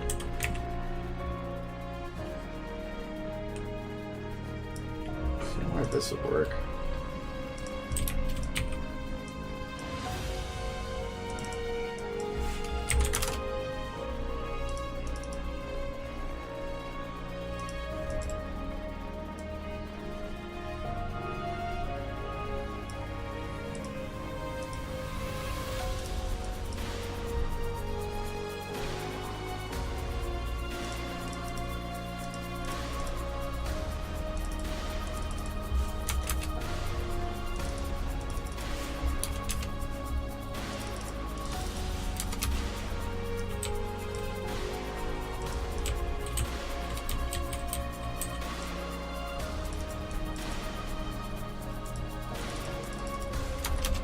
That turned a little bit.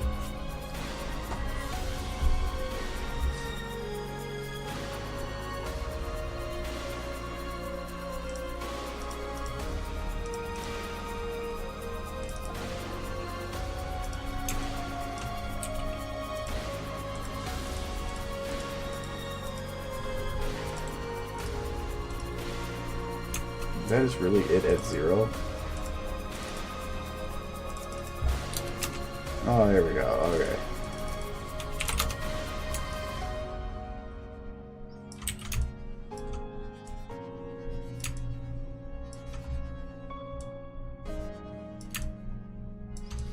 See, I think that there's too big. Because to get these to fit, at least to the opposite sides that I would like, I need them something like this. But that to me is just even way too big. I could maybe get away with, if I did it in the ground, they'd have to be down there, but then that seems too low.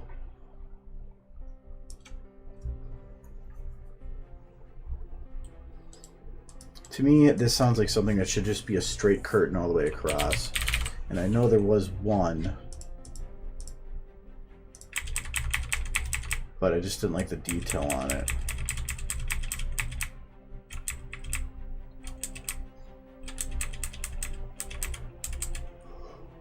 Is this what? I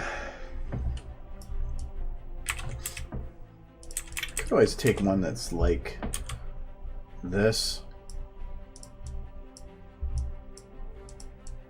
and just repeat it a whole bunch.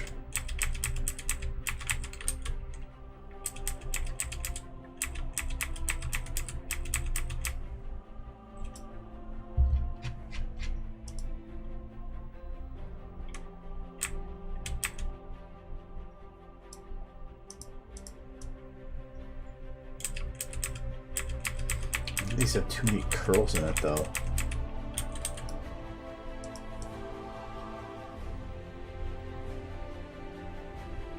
That actually might work. Looks a little dirty, but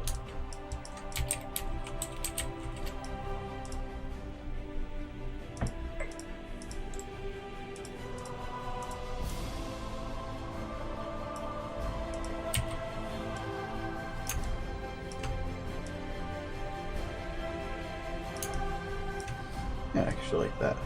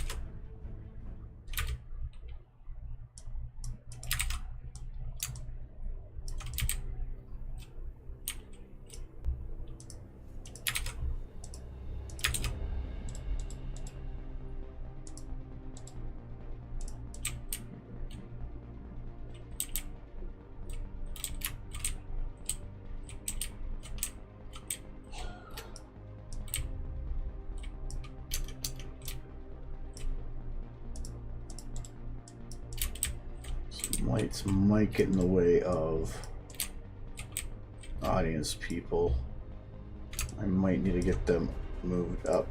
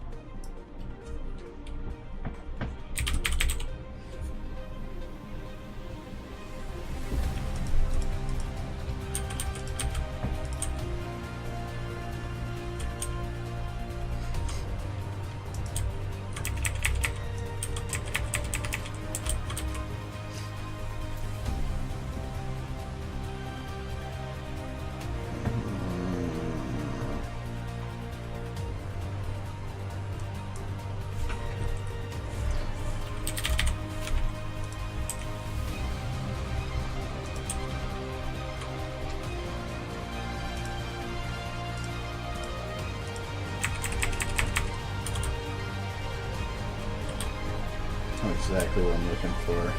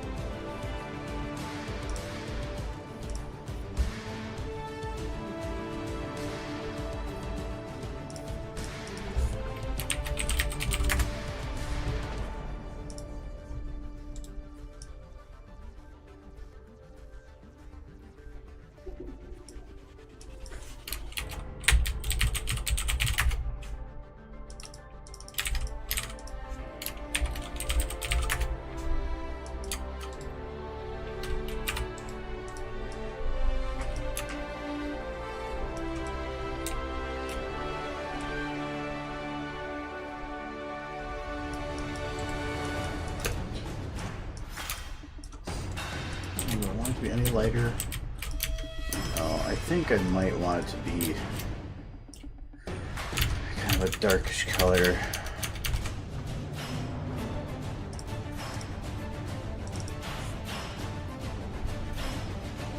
I have a bump map for it, but I think for how it's colored right now,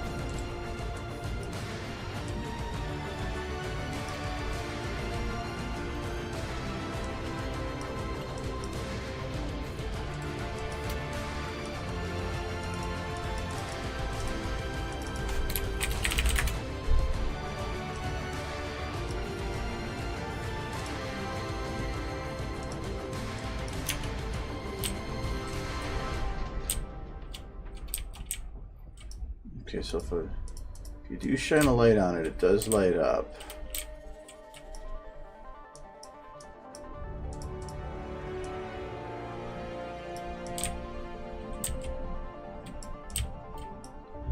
Be it gray.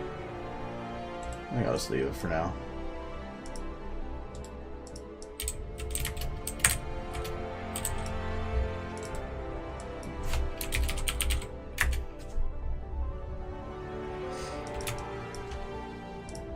I'll make it a little bigger.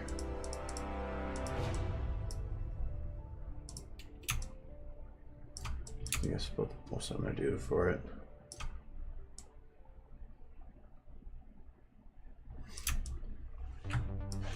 I'm not really too worried about the seats here for their floor. I'm more worried about the one right in front of the stage.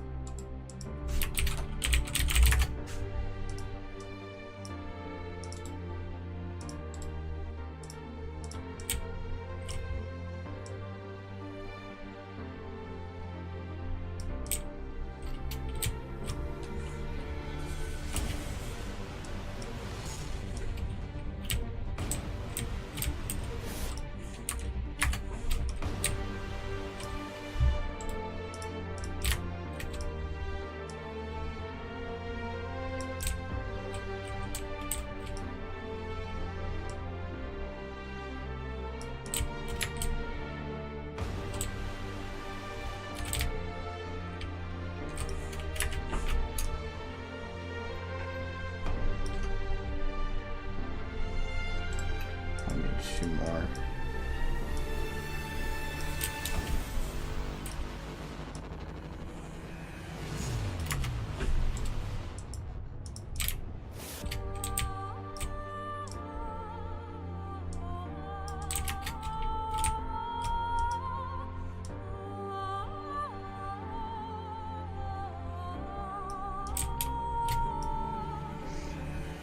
I don't think the book's anything about it being or having windows or anything, so you can assume that it can be a dark room. That's how I kind of pictured it.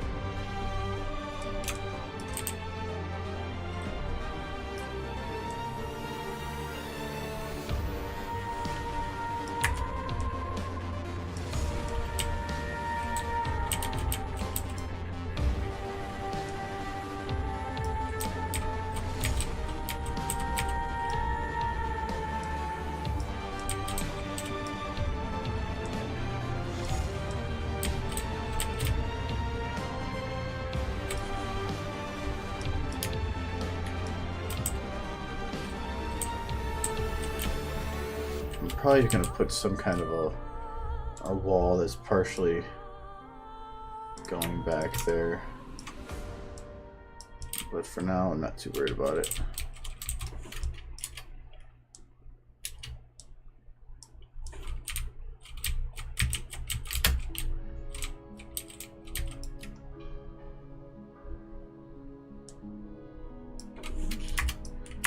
It backwards.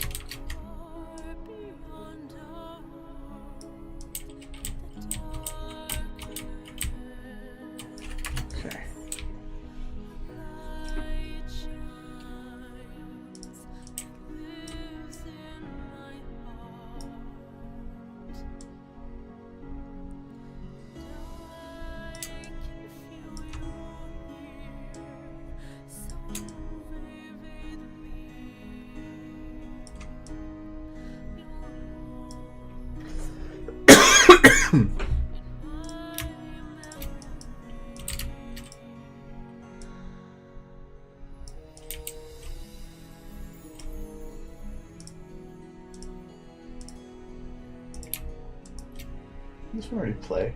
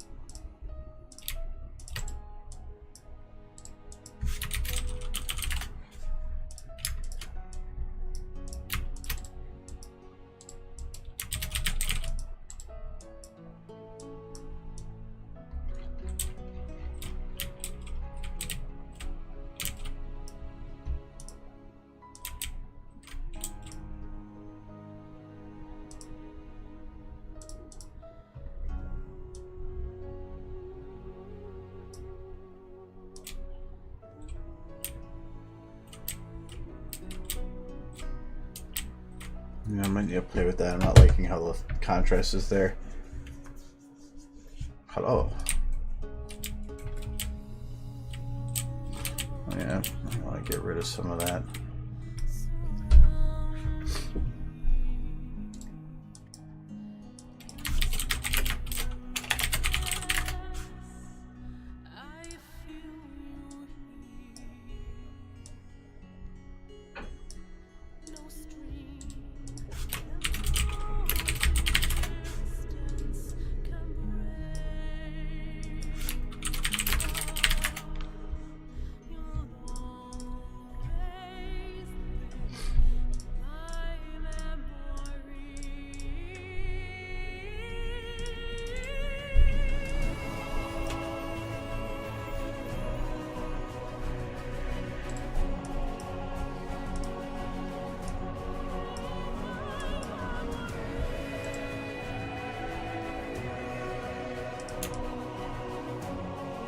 Oh.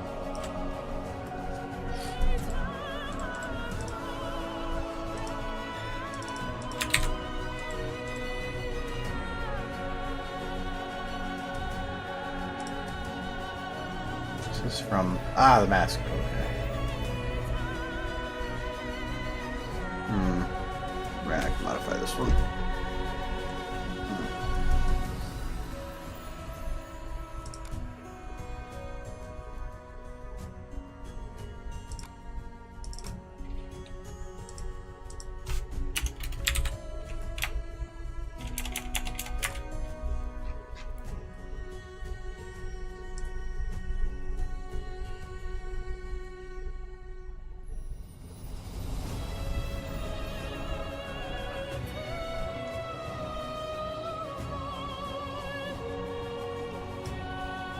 What is this one? I don't know what G is. No.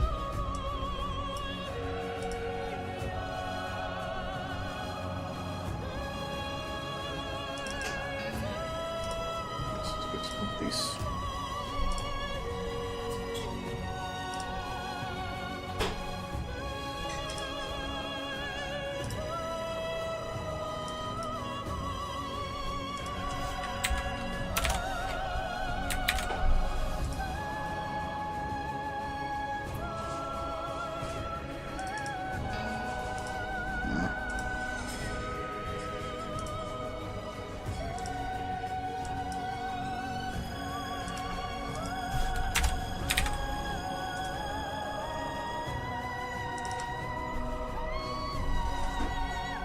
This is the one I need.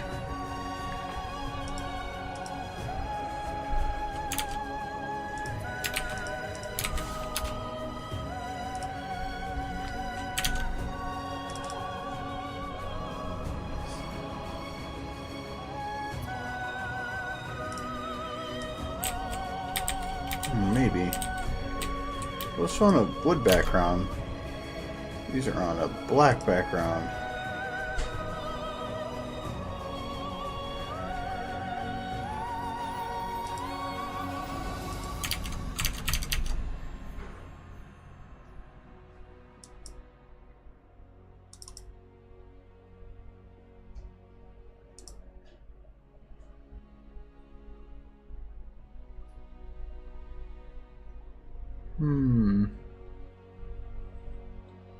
Well, if they must be set as a transparent object on top of.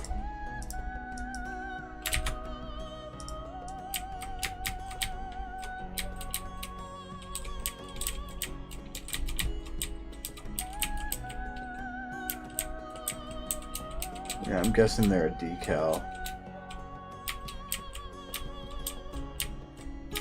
So I'm seeing two layers pass over through them. That's why they're separated. Alright, that makes sense. Which means it's a lot harder now. Why is that a decal? This one isn't. Oh, it's for the so I can have a higher texture, I think. Yep. Okay, that makes sense. But hiding it's going to be that much harder then, because I can't just.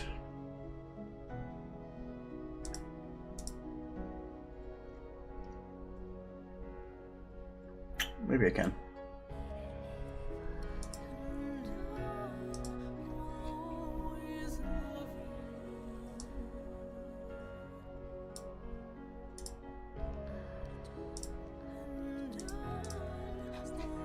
See if that works.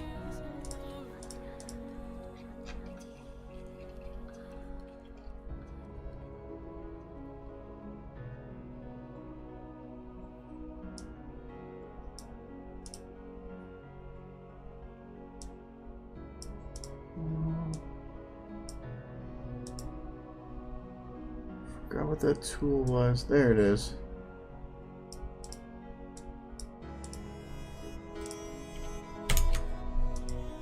Okay.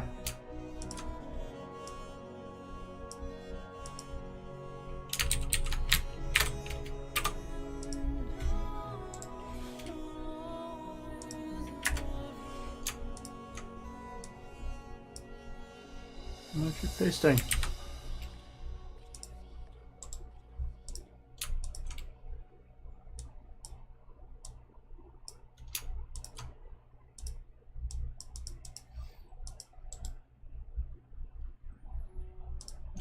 Pretty sure it was just this, because this pops up with it, but it's not doing anything.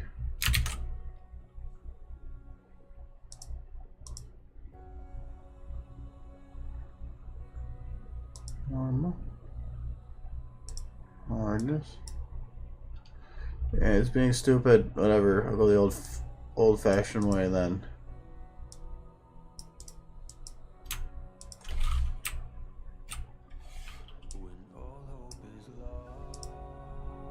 Or someone's being stupid. Or I'm being stupid. Probably both. But nothing is working.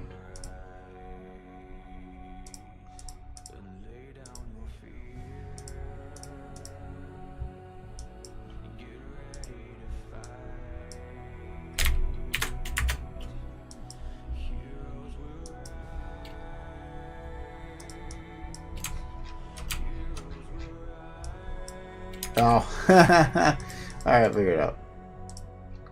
I knew it was something stupid.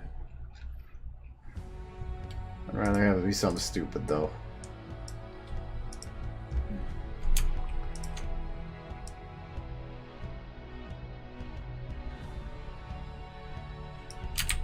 Stupid sign. Go from this way, then. There we go. I love Adobe.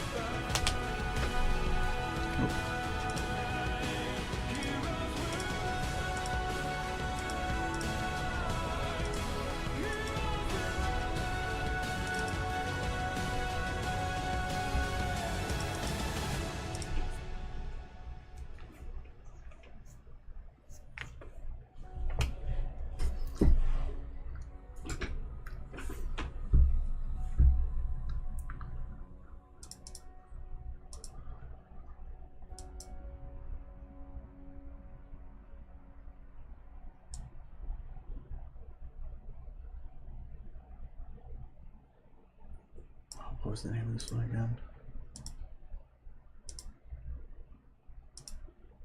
Grease Podium, okay.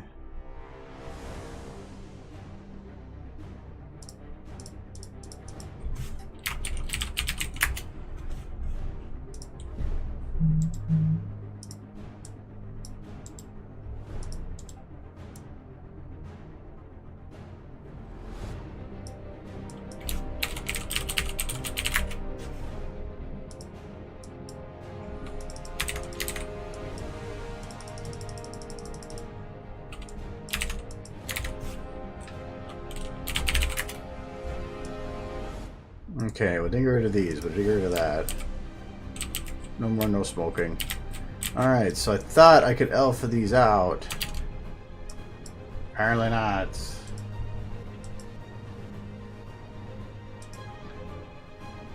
Yeah, I thought I could do that. Well...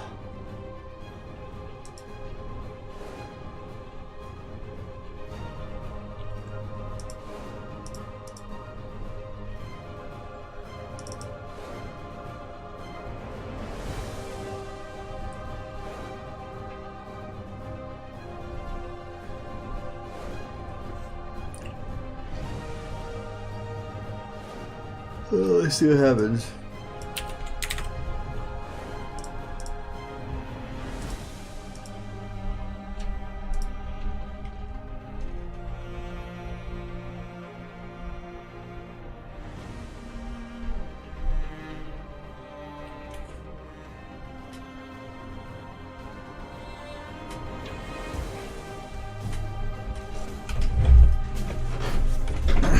Well, I had that backwards for one, apparently. So, no, I don't want that on. But that means I have to find a different way to fix this. I think I'll never get close enough for it to really matter.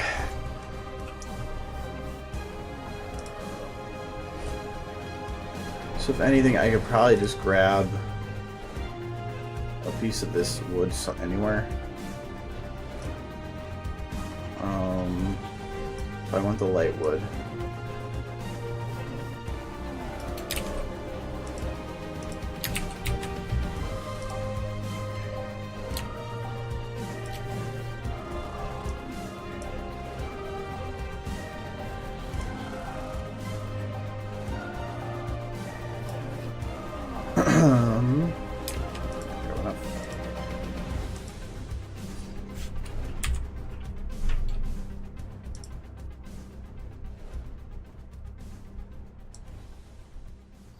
Actually, it's probably something. I bet you I know what it is. Though I think I'm. So I think these are scaled up.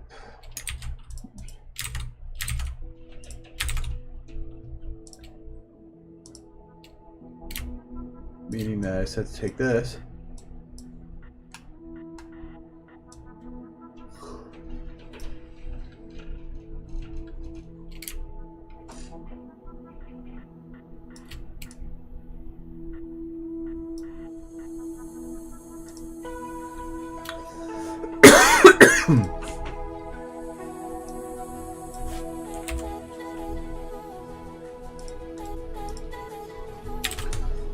See how it goes.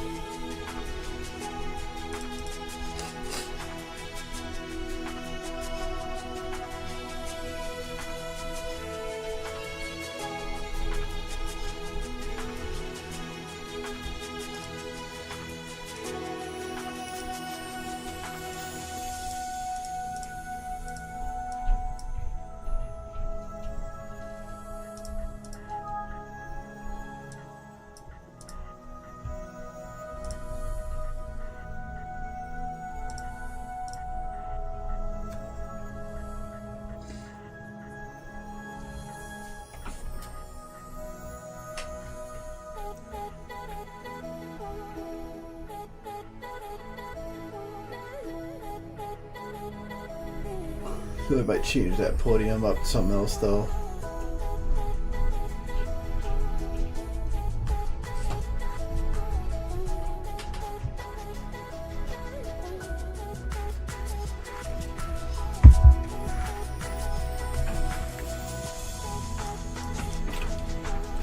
Okay, so that did work. I just didn't grab, I think, the right color of wood.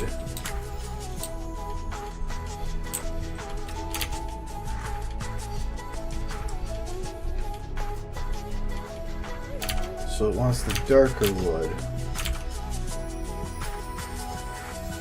the one over here?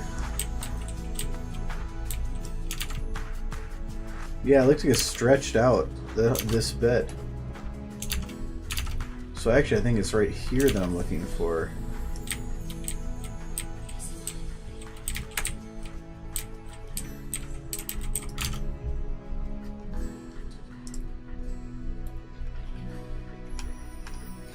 Alright, well now I know.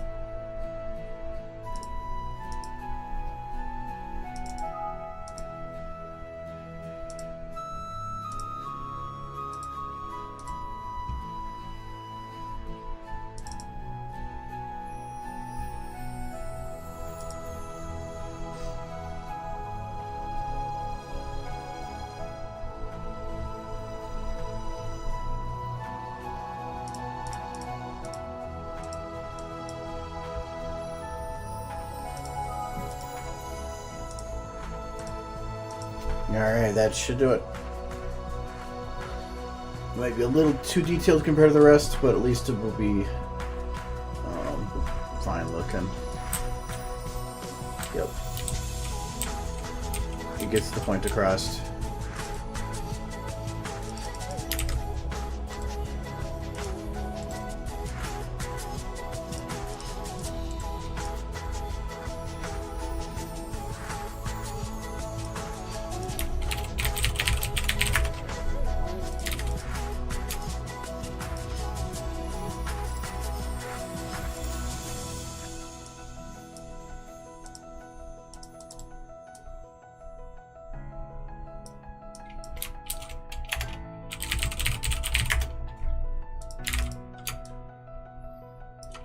Okay. So the Ministry Mirror symbol is the cutie mark, I believe, isn't it?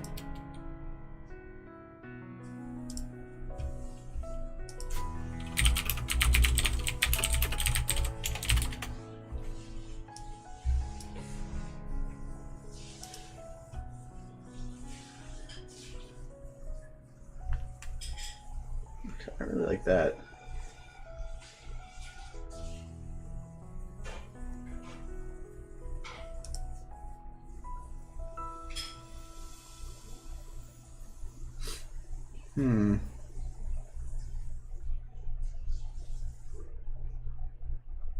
I might be able to make that kind of work.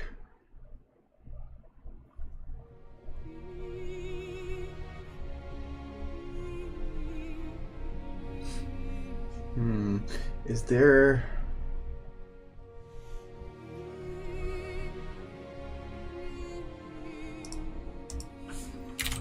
Because I was thinking about putting something on the front here.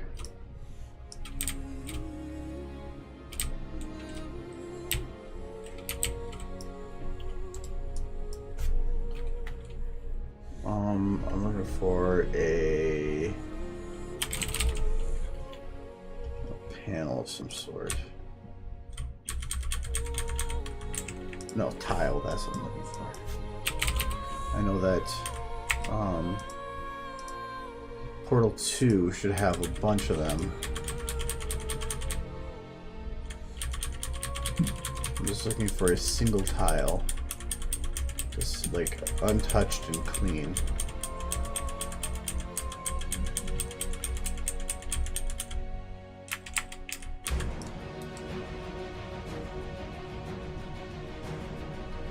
That could work.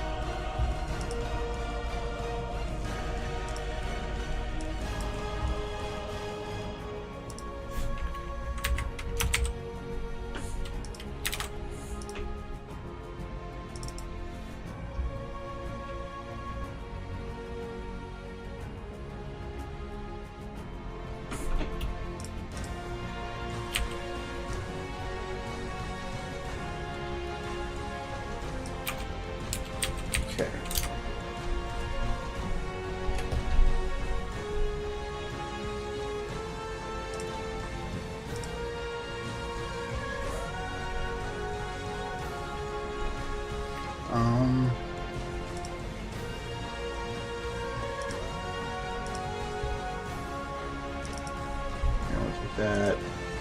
Export.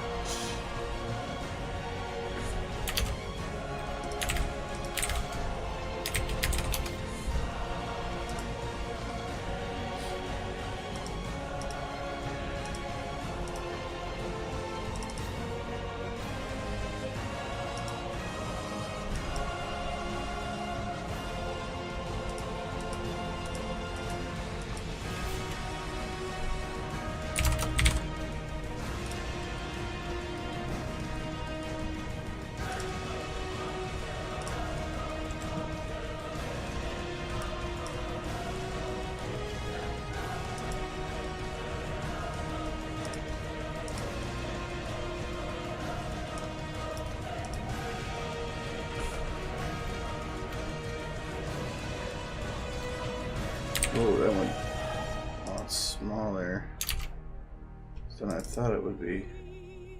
Yeah, why would that be so small?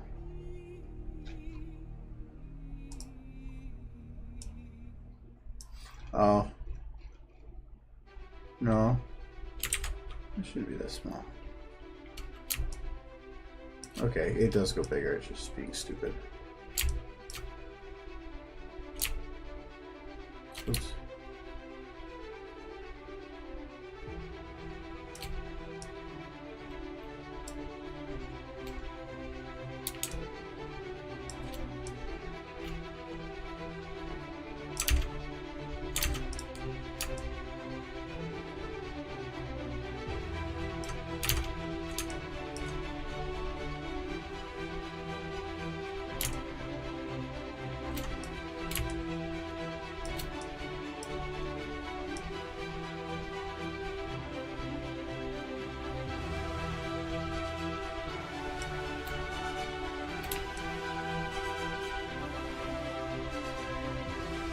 I want to go about the middle points. I'm going to say there and there.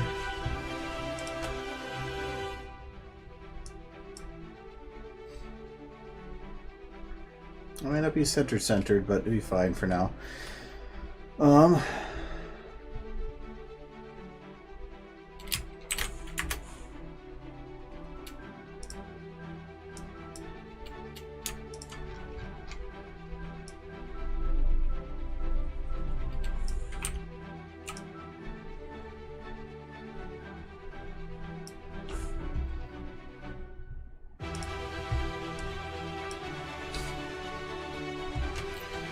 Okay.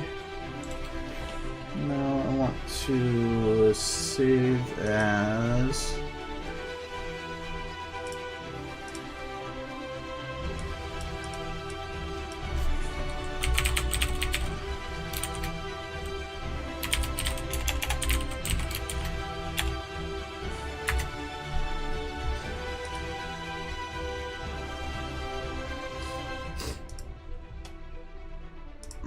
first off, I want to make sure that this loads as I want it to.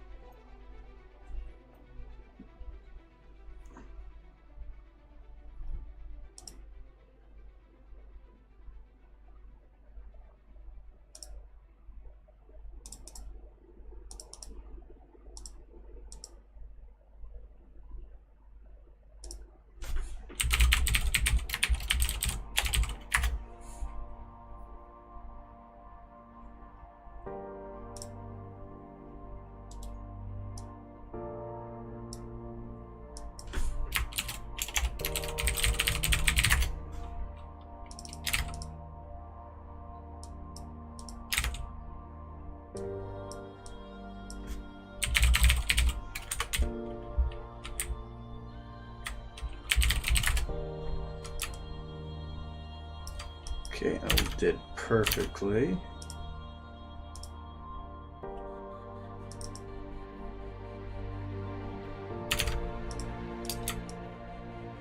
Okay, now it's to just do the boat map.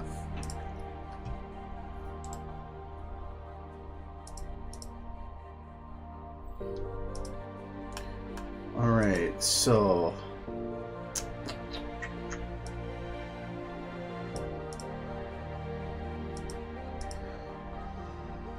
This is gonna look weird when I do it, so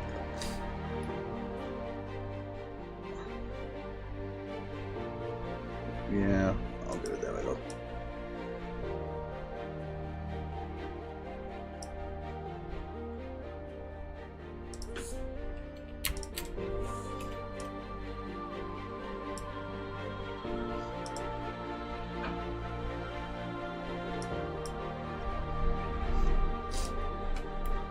Okay, so how I need to do this is I need to make it so that I'm going to make things that are the furthest back dark and the things that are furthest up lighter.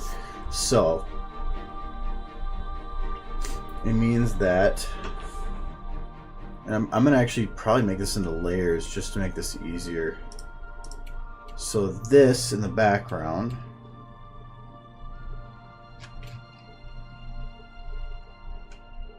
this would be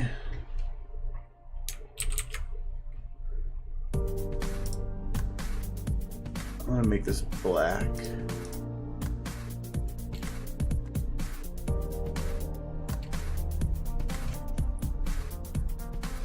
And then I'm gonna make the next level up, which I will make a gray.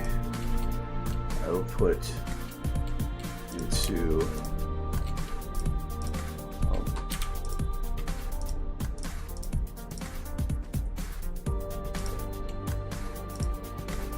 lower tolerance, or is it higher tolerance? Lower tolerance.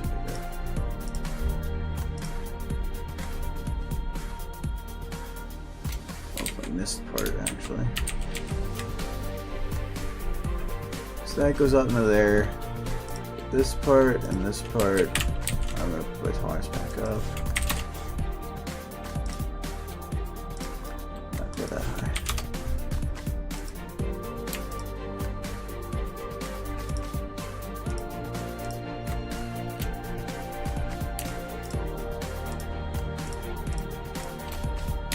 This might be harder doing it this way than I thought, but I don't need really that good of detail with it, just close. So these ones are going to be included in this.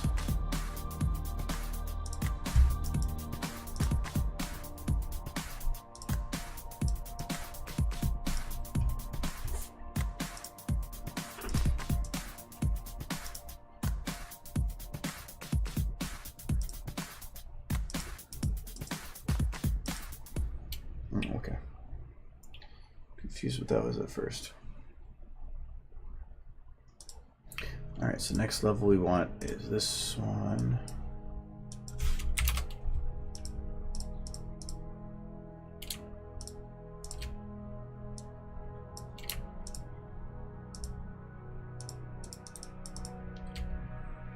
I'm going to do these ones first. So I'm going to do this one, this one, this one, this one, this one.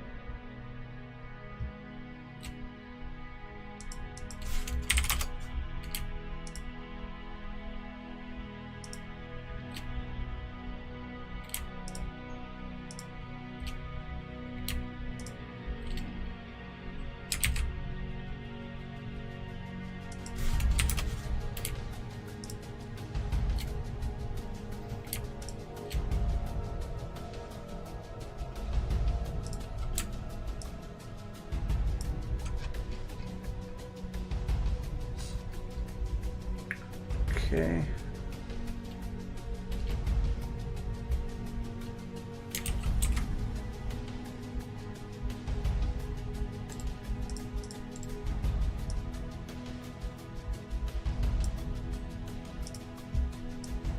Make that up just a bit.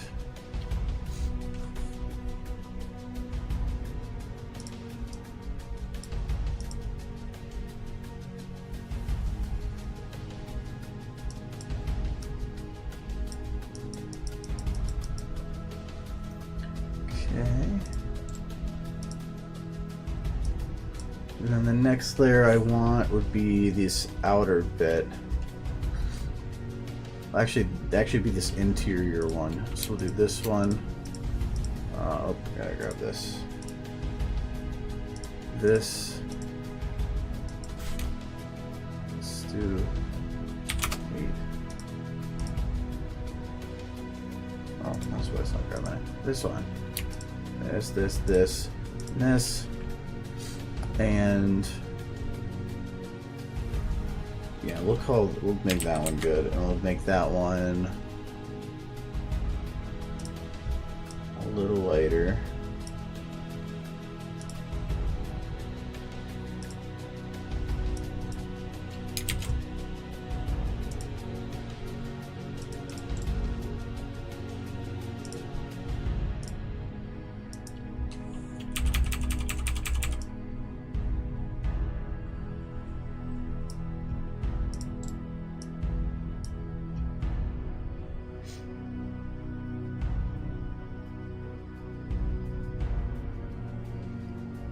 How to fade out and fade in. If you're trying to teleport, use a particle effect and just change the size drastically. That's the best way I can think of.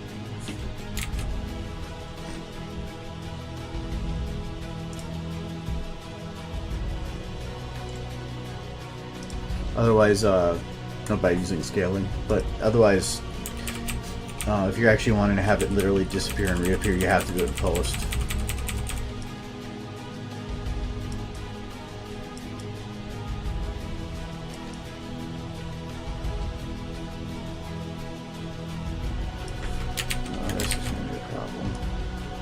Oh, actually, this is different layers. No, it won't be.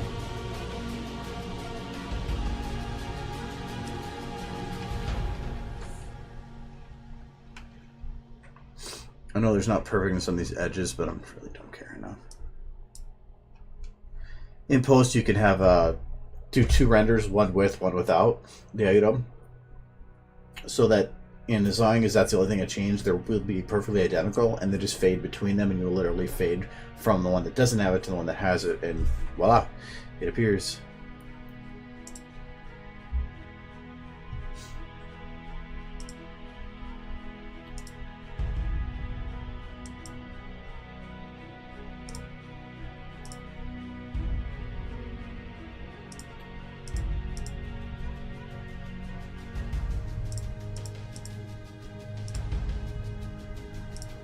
It's a little different than I thought it was going to on the outside there, but... Oh wait, no. Actually, I will do it like this. Oh no, that's a little different. Yeah, that's fine though. I'm gonna make it my own.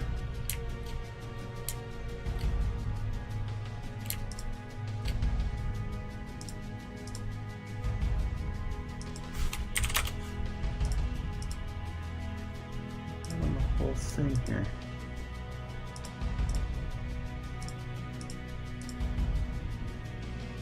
Oh, because you're looking at the layer underneath.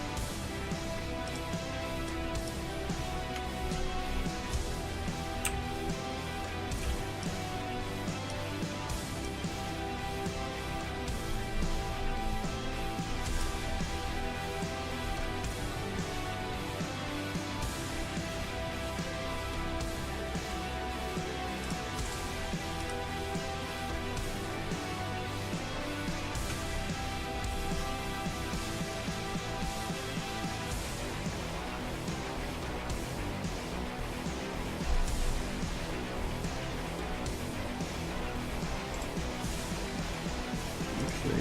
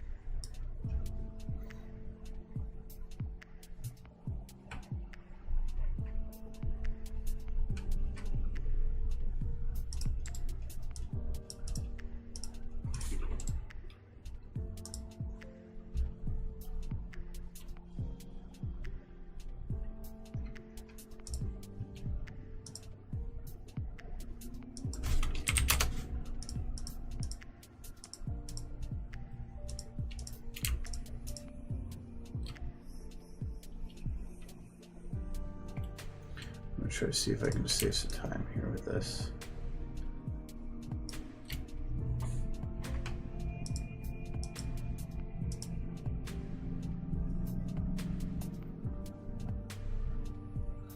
No, that wouldn't be quite what I want.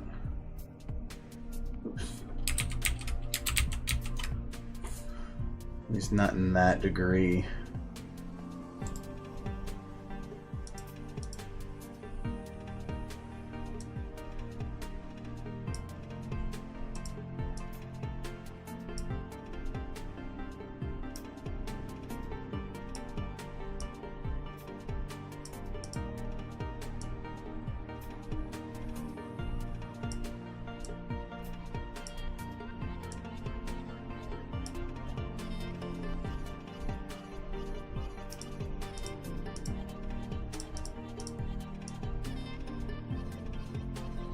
One thing I don't like is that the letters kind of blend, but I don't think I'm going to get close enough to really care.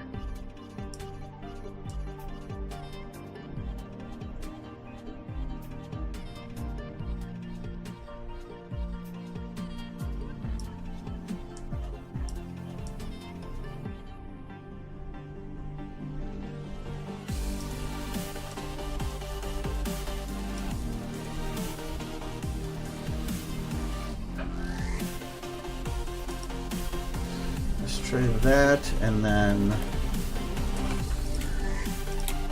same thing with these.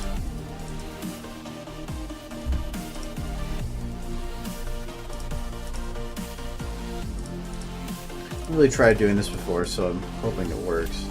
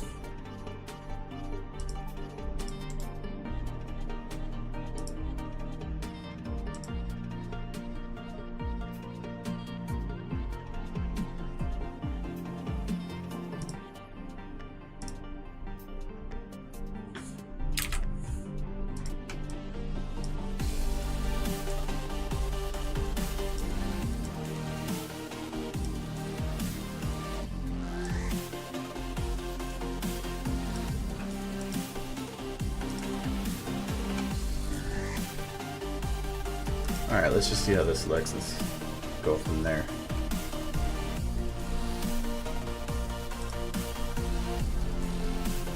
I think I might need to inverse it, because I might have that backwards, but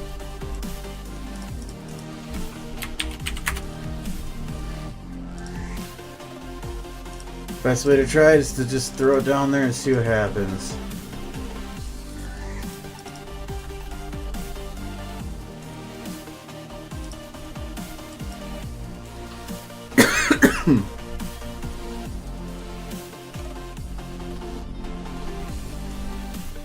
Okay, yeah, it looks like I have that backwards.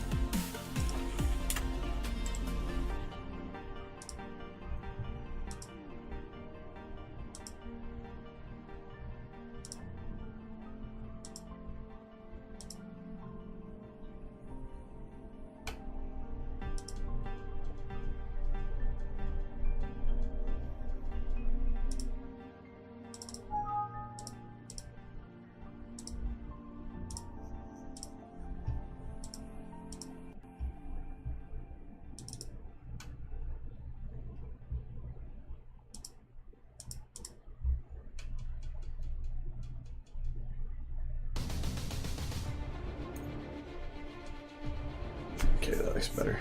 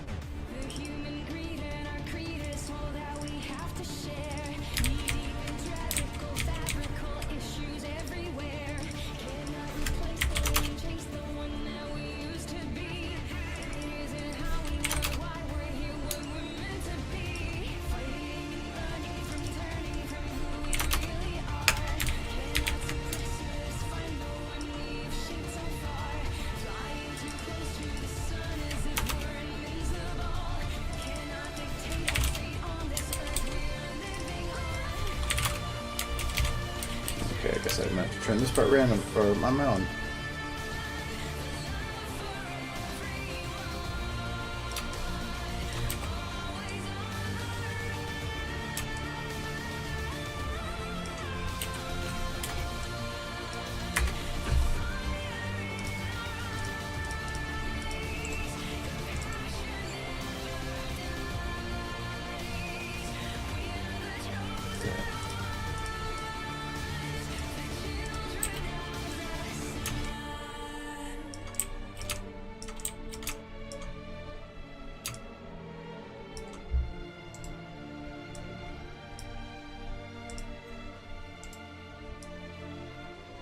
I think it might be extreme on how I have the coloration for it, and that's what's making it be kind of ultra bright there.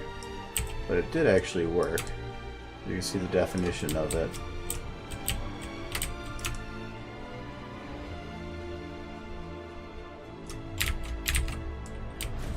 But it's just got that bright as hell light shining on it now.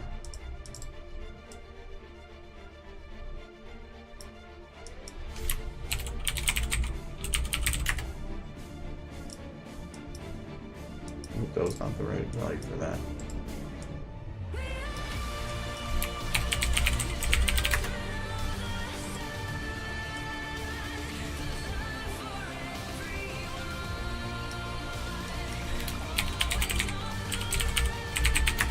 Does she even have a font attribute? Volume boost. Oh, I just want a texture.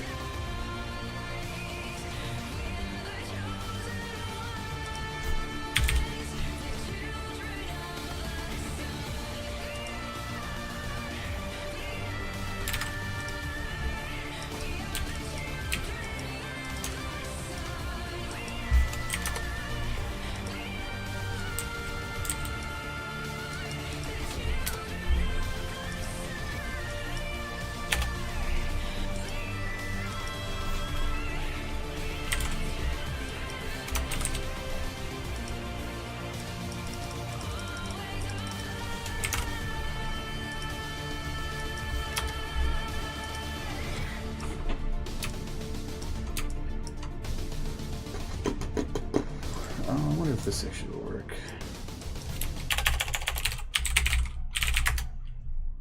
No, it didn't actually.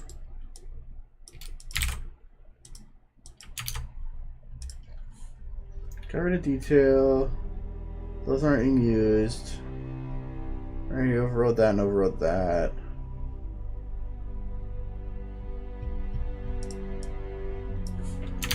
Like this Fresnel ranges might be messing with this too, though.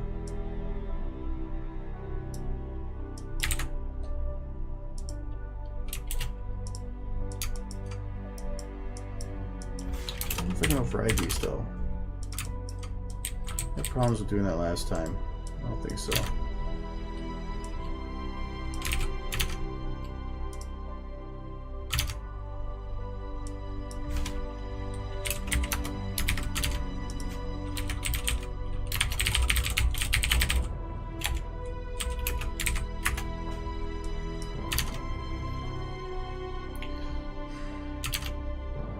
I don't know if that's going to actually work for that now, because I don't know if it's going to reload this or the VT or what it's looking for now. Easy way to check. No, that'll be 0 still.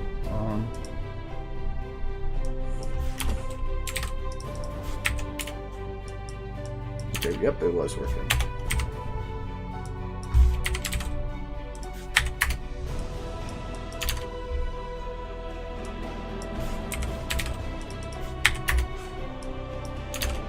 That didn't change much.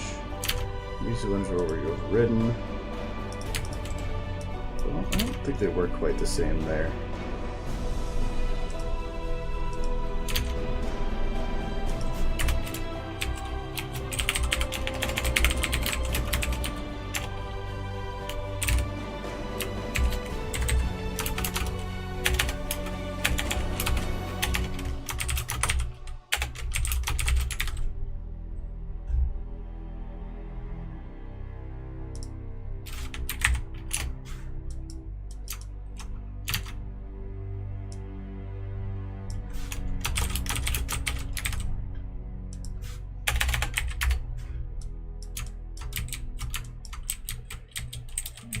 Okay, so that works for the most part.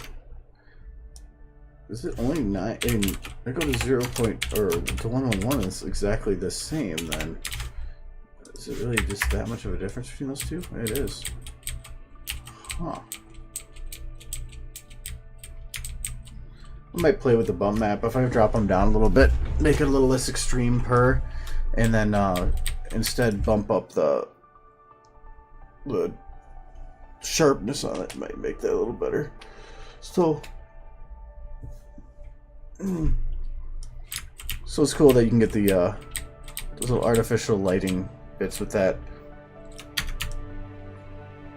Like this, yeah, that's too bright. I'm gonna go. If that's all I need on that, then I'm just gonna go back to overrides on that.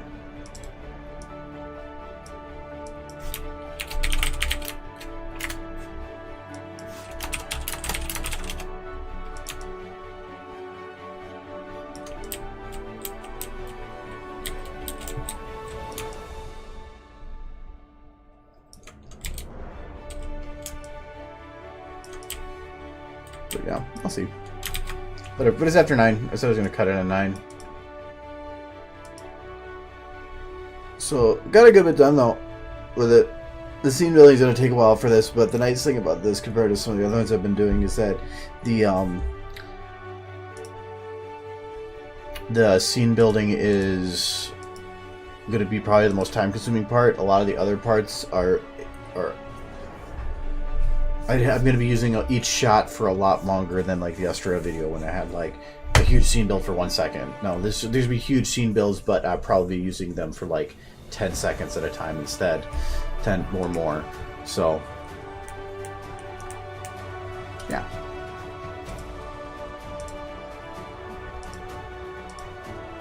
Don't care on that. That I can just redo again. Okay, so then this doesn't matter. Got so much crap open.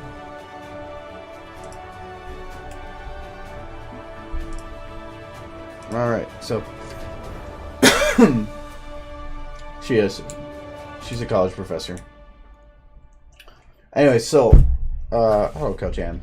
That'll be it for today. I'll be back next Tuesday. We'll start doing some of this stuff. Hopefully I can get enough of the reading done where I can potentially start working on the scene I want to, which is the scene with Rarity at the window in Camelot. So when Fluttershy is teleported away. That's the one that I have like the biggest image in my mind of, and I want to put the most time into, probably out of most of them, because I want to make it really emotional in how I do it. So, okay, so that'll be it. I will be back next week. Have a good weekend. Have a happy New Year's, and behave. I know that won't happen, but I can pretend. All right, bye bye. Oh yeah, now.